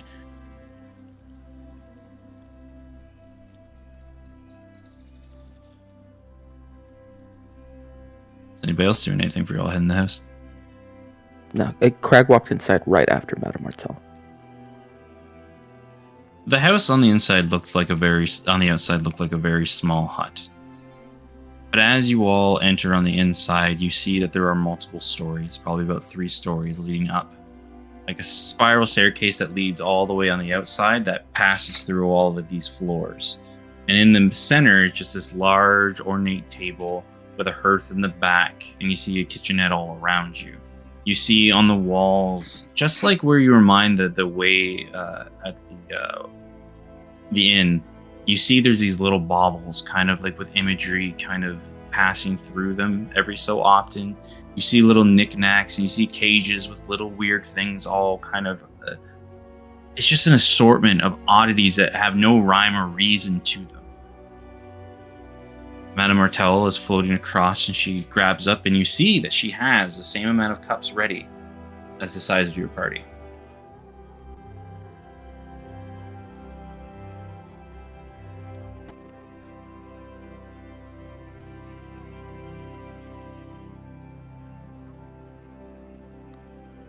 I think Craig just kind of stands there looking around, like he because Raina was right next to him, he expected her to be in right after him, and when she isn't, he just kind of doesn't know what to do. They'll be along shortly, Craig. We can talk for a while while we wait for the others. How are you feeling? Well, in general or right now? Whatever you'd like to share. Okay, so I've been saying this to my friends, and it feels weird to say considering the situation that I find myself in, but I'm feeling pretty good, actually. Oh, that's very good. Glad the change hasn't been too hard on you. I have to ask, I can see and hear a lot that happens within my woods. But what happens outside of it is outside of my purview. When the change happened, were you approached by a court? Well, I don't... It's kind of confusing how it happened, actually. So, I think I approached the court, not the other way around. Kind of has a little sad smile upon her face. Yes, I would want you to think that. Well, sorry to hear that, but sooner or later we all find ourselves in one of those halls. For what it's worth, it doesn't...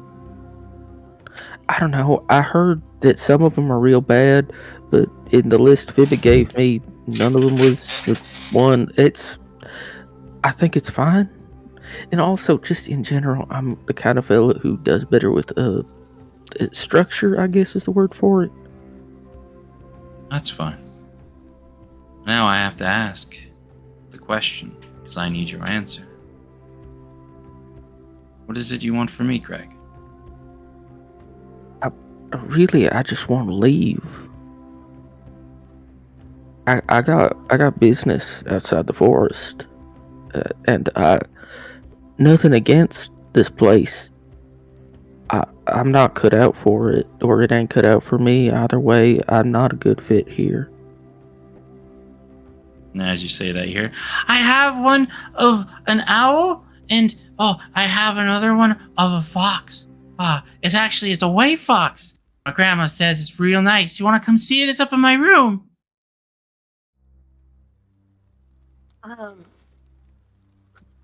Yeah.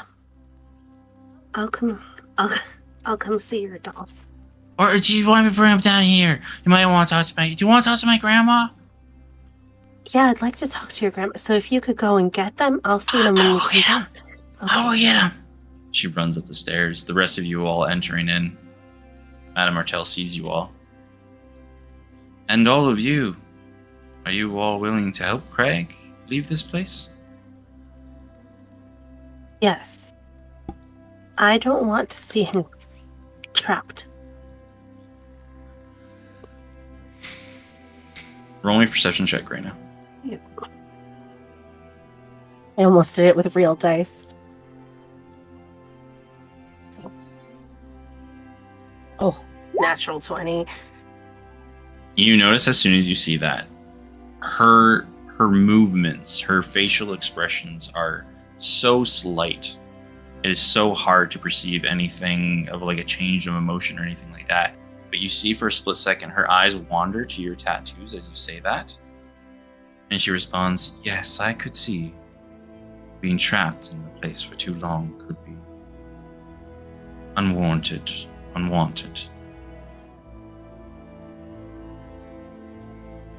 It would be different if Craig wanted to stay here. I don't have... I just want him to be able to do what he wants to do.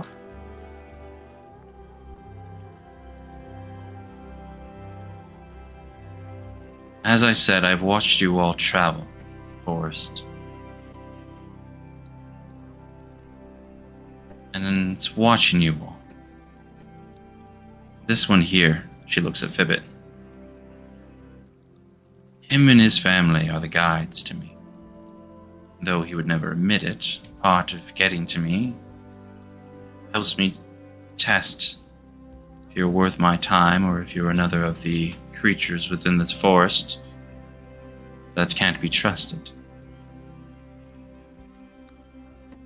Seeing you all work so hard together to see that this one, Peanut Craig, gets out of here safely. The fact that all the glitz and glamour of the village did not sway any of you to grab any of the riches within the woods proved to me that you all are people who should be helped.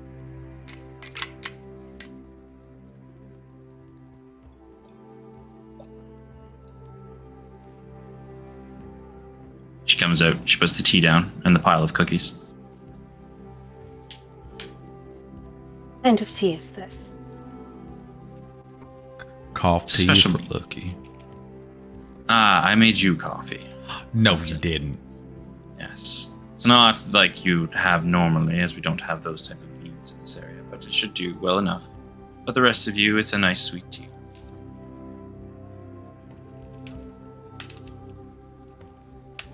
From tea leaves. Yes.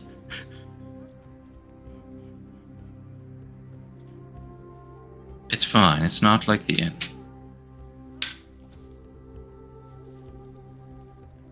Okay. Madame Martel, Yes, so? did you make the chain? No. That wasn't me.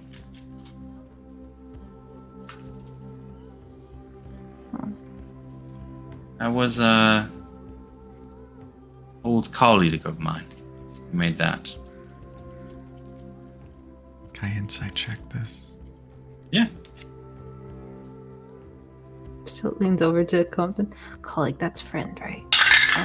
It's French. Friend. Yeah, it's friend. Okay, so 18 minus 1. As far as you can tell, she seems to be honest. Colleague is friend, yeah. It's somebody you work with, really, actually. You don't have to be friends with your colleagues. Usually That's you won't actually be. that's actually how this forest got its name. By the one who created the chain. Orwin. Yes. His full name is Lorianus Forwin. History check? Yep.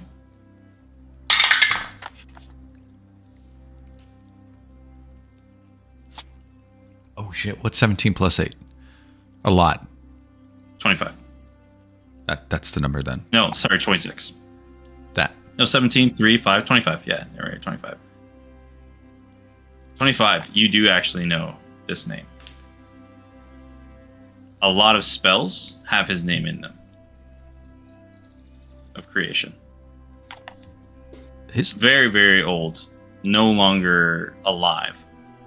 Very far past.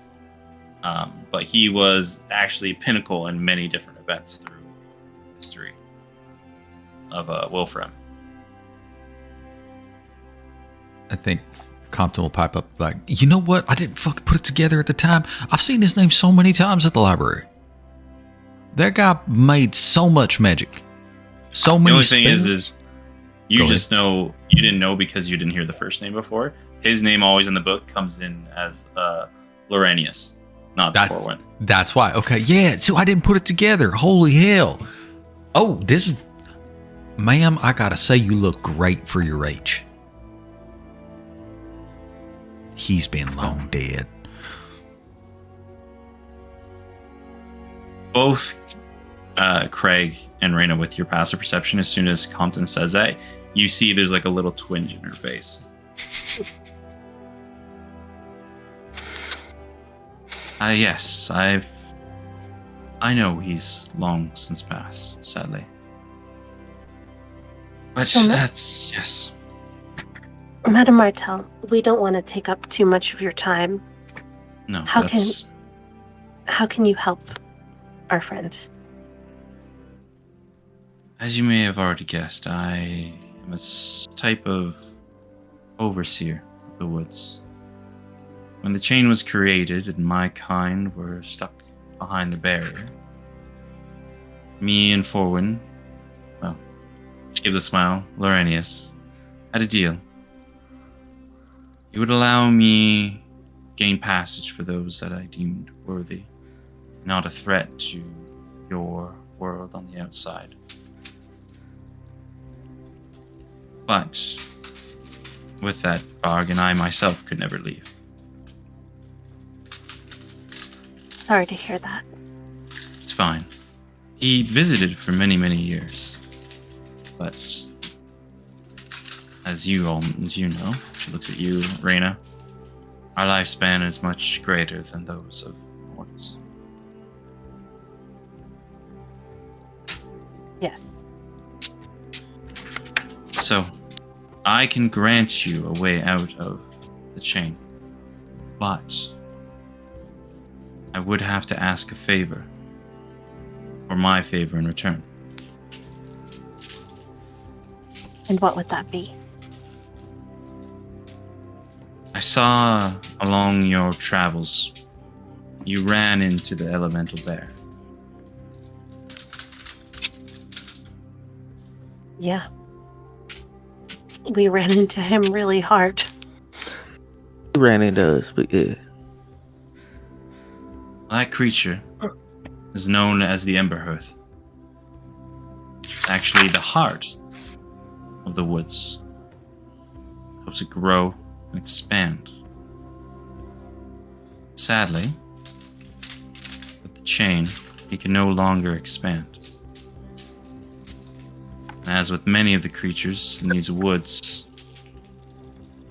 time has a funny way of messing with people's minds for too long. She looks at all of your reactions. What are your guys' faces saying? Stoat's like complete confusion, like, we're gonna kill the bear, right? That's what she's asking. Doesn't say anything, but just like that's her thought process. Craig is similarly concerned because he's expecting that it's going to be a kill the bear, and that bear people are kicks their showing ass. concern upon their face. I have a different. I think- Go ahead. I think that Rena's would be like a grim kind of understanding. I have a different understanding on my face.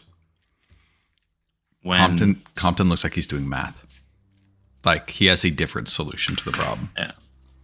When she sees Craig's look of concern upon her face, she looks at you. I will not ask you to fight it as of now.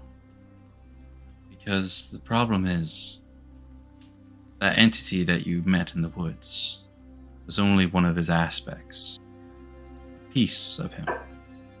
A form of him that allows his consciousness to travel through the woods. It is by no means the actual Ember Hearth.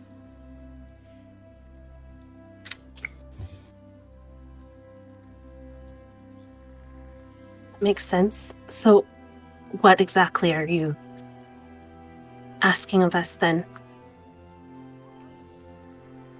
I would ask that you give me a piece of your fates. And I, in return, will show you some of your fate. And I will help set your friend Craig free. By binding my fate to yours, in my time of peril and need, would allow me to call upon you to take care of this threat when it becomes too much for me to control.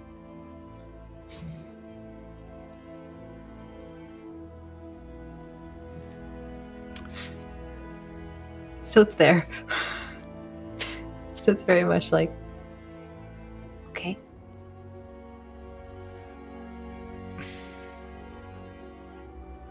Call Craig is upon just us looking at how? everybody else. I have ways of contacting you outside of the woods. I will inform you when trouble is far too near, and request for you to come back and aid me in the fight against the Ember Hearth. Request of us and not just pull us back then. Once again, with your very high roll, you see she looks again at your tattoo. No. Like I said, our fates will be binded, so it will be a request.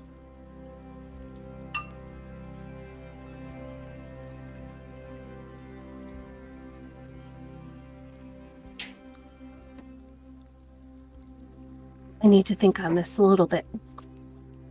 This is fine. Take your time, all of you. Time here moves very differently than that outside of the forest. Sit, eat, enjoy. I have some work to do in the garden. I'll allow you all to think upon it.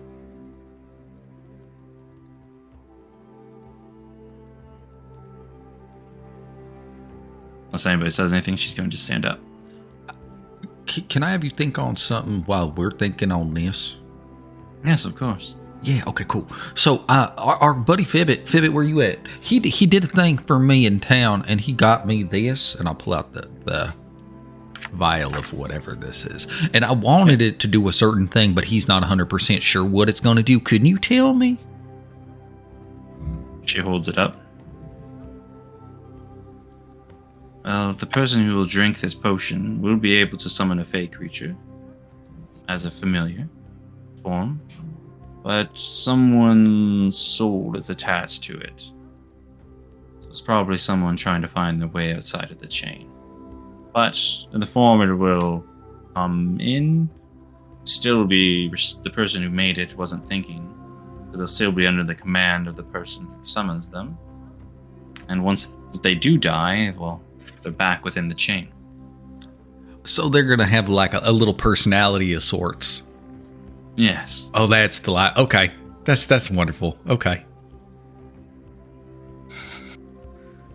Thank you. Yes. Anybody else? Yes, so That bear has my dagger, and I really want it back. And can we fight it now? I don't think that's a great idea. We'll get your dagger back, though. how about I make you a deal, Stoat? Okay. No handshake needed. If the dagger finds itself dislodged from the bear within the woods, I will make sure someone retrieves it and kept safe for you. Okay. No promises, but I will do my best. If that helps sweeten the deal.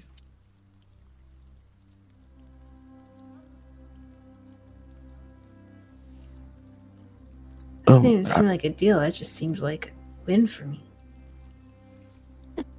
She So you chuckles gotta- at that. Take the wins when you get them.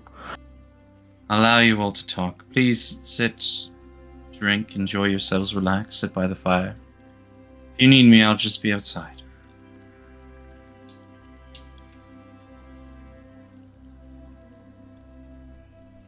She hovers away towards the door. She goes, Mabel. Mabel comes down holding this owl. She's like, oh. Do you want to hold this one, Raina? Yes, I'd like that very much, Mabel. Thank you. His name is Hoots. Oh, what a good name. I thought so. But bye. I gotta practice. You go practice. Bye. She walks out with her grandma, puts her hand down. They both walk out the door. They disappear into a light, and then the door shuts. And you're all left alone inside this hut. The cookies. The moment she's gone. Constitution check, poison.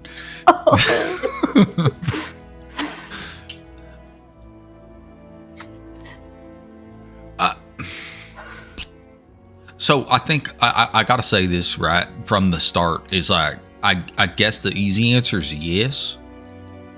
Overall, if this is the only option, the answer is yeah. Because that's fine. Anybody got a garden at home? My mama kept a garden. Didn't your mama keep a garden, Craig? She had one of them little window planters. We didn't have a garden as such. Right. Chives in there, bit of thyme, rosemary. Everybody needs a little bit of time. So here's my thought about it. You ever know how sometimes you just need to prune back the growth for it to grow right again for a little bit? Are you? Yeah. I don't think that's how that works. I think actually. it could help though, because if the problem right now is that this thing's mad because it doesn't have room to expand, because it is the expansion in the forest, right? Couldn't we just kind of prune it back a bit? I'm gonna just say no. It's you're a smart fella, Yeah. and I will leave it at that. No. I feel like. Okay. I don't think that would be a good idea. This is folks' home, What room in your house are you okay with burning down? I mean, the kids' room could be redone. We could burn that down and start again. That'd be fine. They barely sleep in there anyways. They're always in my bed, right? So we could just demo it, put up a whole new thing. I mean, they've been wanting bunk beds for a hot minute. Well, I guess my question would be, how do you think your kids would feel about waiting, 5-10 years for their room to grow back? I mean, they'd probably be all right, especially knowing that the rooms move of their own accord by trampling folks in stampedes. I don't think it's that big a deal. I don't know these things. It was just offering an idea. It is an idea, but I don't think. Things in the woods, they seem to move fast. But things like this, they can take time. And I think that Madame Martel knows these woods better than anybody. And she knows what's best for them. Okay. I'm going to tell you I don't 100% agree with you, but it's not one of them things that's worth arguing because it doesn't change nothing. So, yeah, let's do it. Why not just do it then? I don't know, this whole situation makes me uncomfortable. Can I ask a question that's culturally related? Yeah. How old is that little girl? I don't know, probably like 25. Okay, so I fucked up, right? Because I always thought it was just like a physical maturity thing. I didn't realize it was also a mental maturity. Jesus, I don't know if I could handle that. My kids, I want them to grow up enough that they ain't like that, that they can handle their own. She's 25 years being this way. Like, Yeah. that's, Yeah. whew, dog. Man, I would just be white haired. She's got her green hair still. She doing good, Grandma. All right. Well, it's a relative thing. Yeah, I suppose. I was just wondering. That's all. I want to look at this. What is this rose that she's given me? This one here just looks like a standard rose, just a nice flower for you. Okay. She said this was for me. Are you just looking at it? Yeah, I'm going to look at it. I'm going to say that. Yeah. If you're just looking at it, it just looks like a standard rose. All right. Well, I'll smell it. As soon as you take a whiff, though, of the flower, the scent of the rose washes over your senses, and your vision kind of blurs for a moment. You see a large seagull flying above an open bay, a gigantic city of just glitzing lights all around. And you see a person in a hood, shady, walking through the streets. And you see dangling from the wrist is an arrowhead on a chain. As soon as that happens, Freyna is going to run out to Madame Martel. Or run out the door. See, they're just working in the garden. Where's she? Maybe that tea didn't sit right. I did not drink that tea. I don't know. What is that? You're not here. I am telling you that. I'm gonna run like right up to her and Madame Martel. Yes, Serena. What is this? And she'll hold out the flower.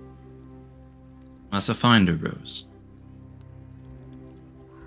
What does that mean? What does it do?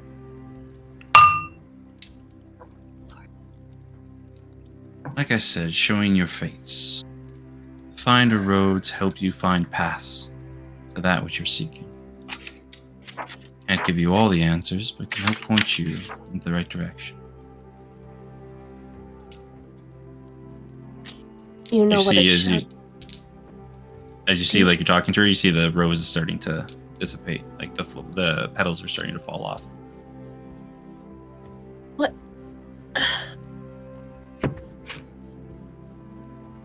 No, I don't know what it showed you, dear. I was between you and the flower. Okay. Can I ask you a question? Of course.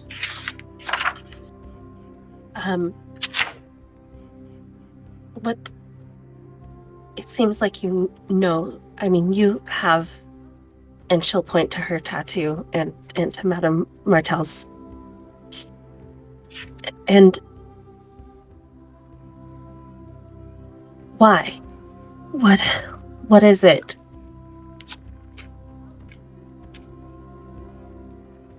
Shows you hers.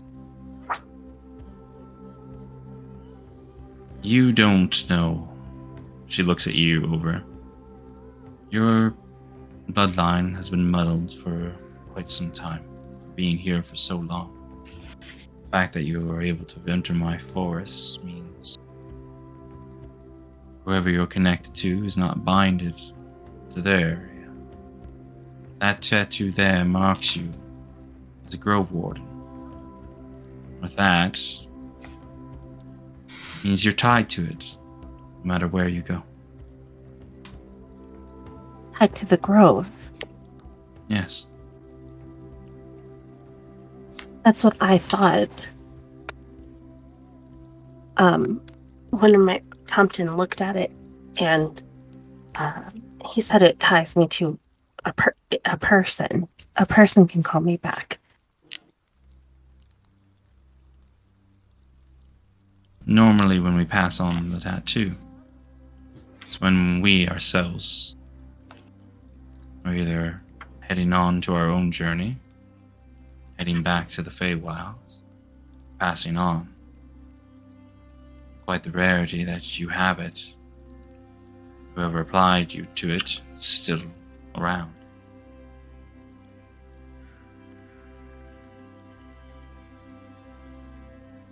What if I don't want it? Can I ask you a question first? Sure. What did you see when it was applied?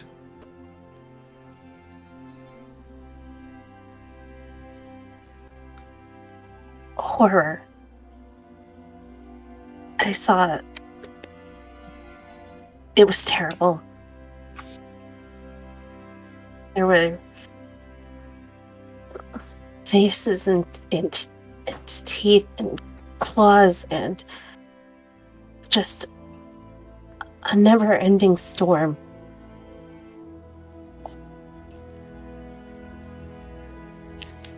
She'll float up and try and grab your hand. Gently.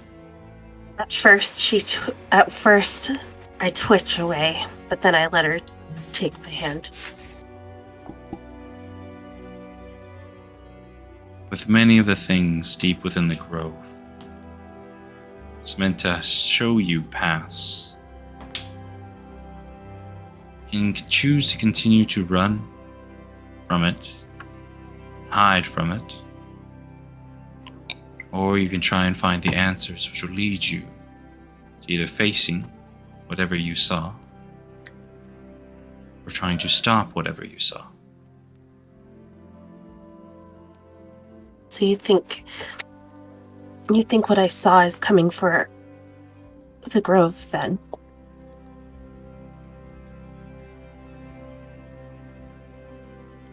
Were you thinking of the grove when it was applied, or were you thinking of the outside world?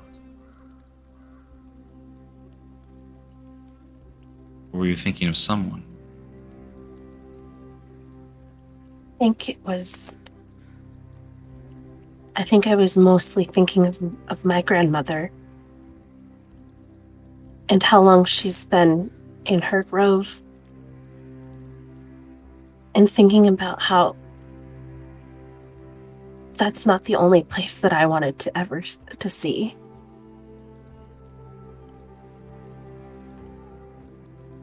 I'm sorry, my dear, but that makes it a little harder to know where exactly. Your mind being so pulled in many different directions could mean one of those three. The horror could be coming for the grove. The horror could be tied to your grandmother. Or could have been a horror that is out in the world that you wish so much to see.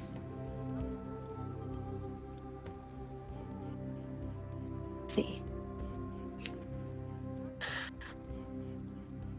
But go on, dear.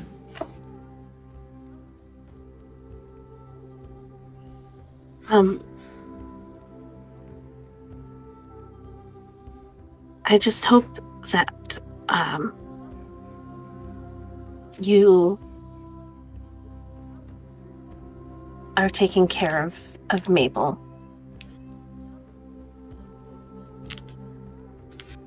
Make her happy. You see Mabel's like running around near the hedges, blooming a couple flowers. Do what I can. But the life that we lead is not an easy one. I know. As you know, the burden that comes with it is not to be taken lightly. I know. And I do care about the Grove. It's where I grew up, and I appreciate how beautiful it is, and the life in there, and just the good that it can do. But I just feel like that control of my own fate was taken from me. Smiles at you. It's a wonderful thing about fate. It's always changing. Every action we take, every step on a different path that you decide to go upon. Fate is never written. Fate is just a guide, pointing you on the next leg of your adventure. The fact that you're here now, not within the Grove, shows how fickle fate can be.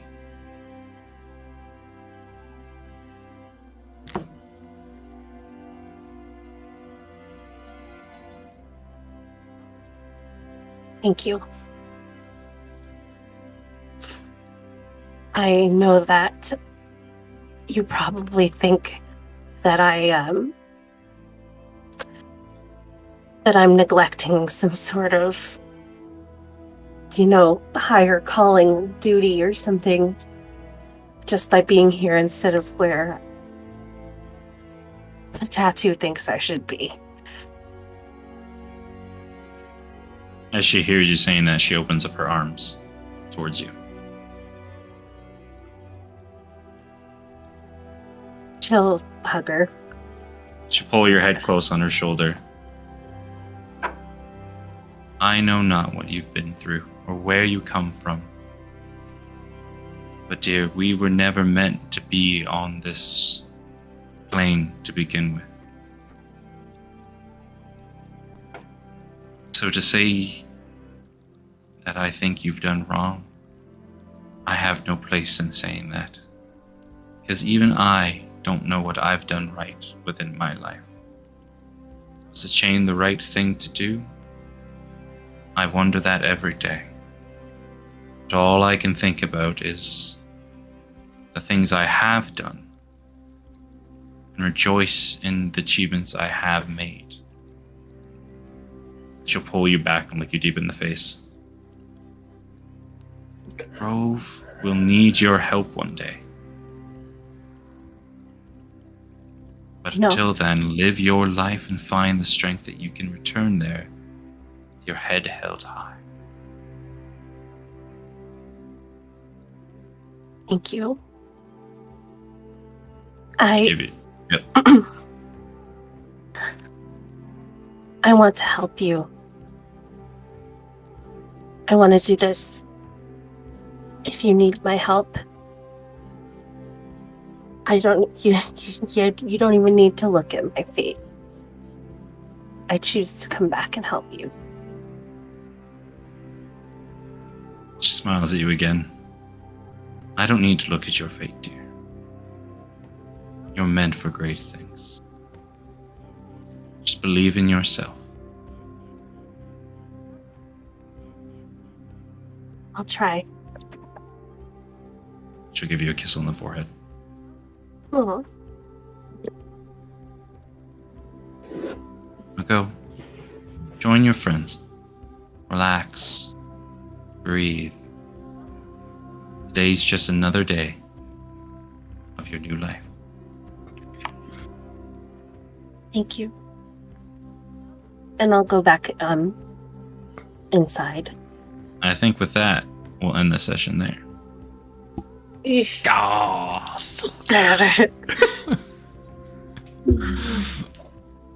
Oh man! Can't we just keep playing on till next Saturday? Through next Saturday.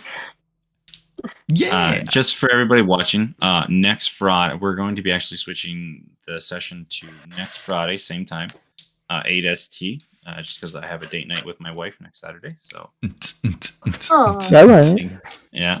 my So, once again, as always, everybody who decided to come in and enjoy our adventures, love seeing you, love having you around. We're going to be working on more stuff in the future to try and involve the community a little bit more. Maybe some questions, answers, stuff like that. But once again, love having you here. Great for you sticking around and enjoying this, and we enjoy having you here. Yeah, thank you. Y'all are It's a delight pretty having fucking y'all cool. here. Just saying. Bye, everybody.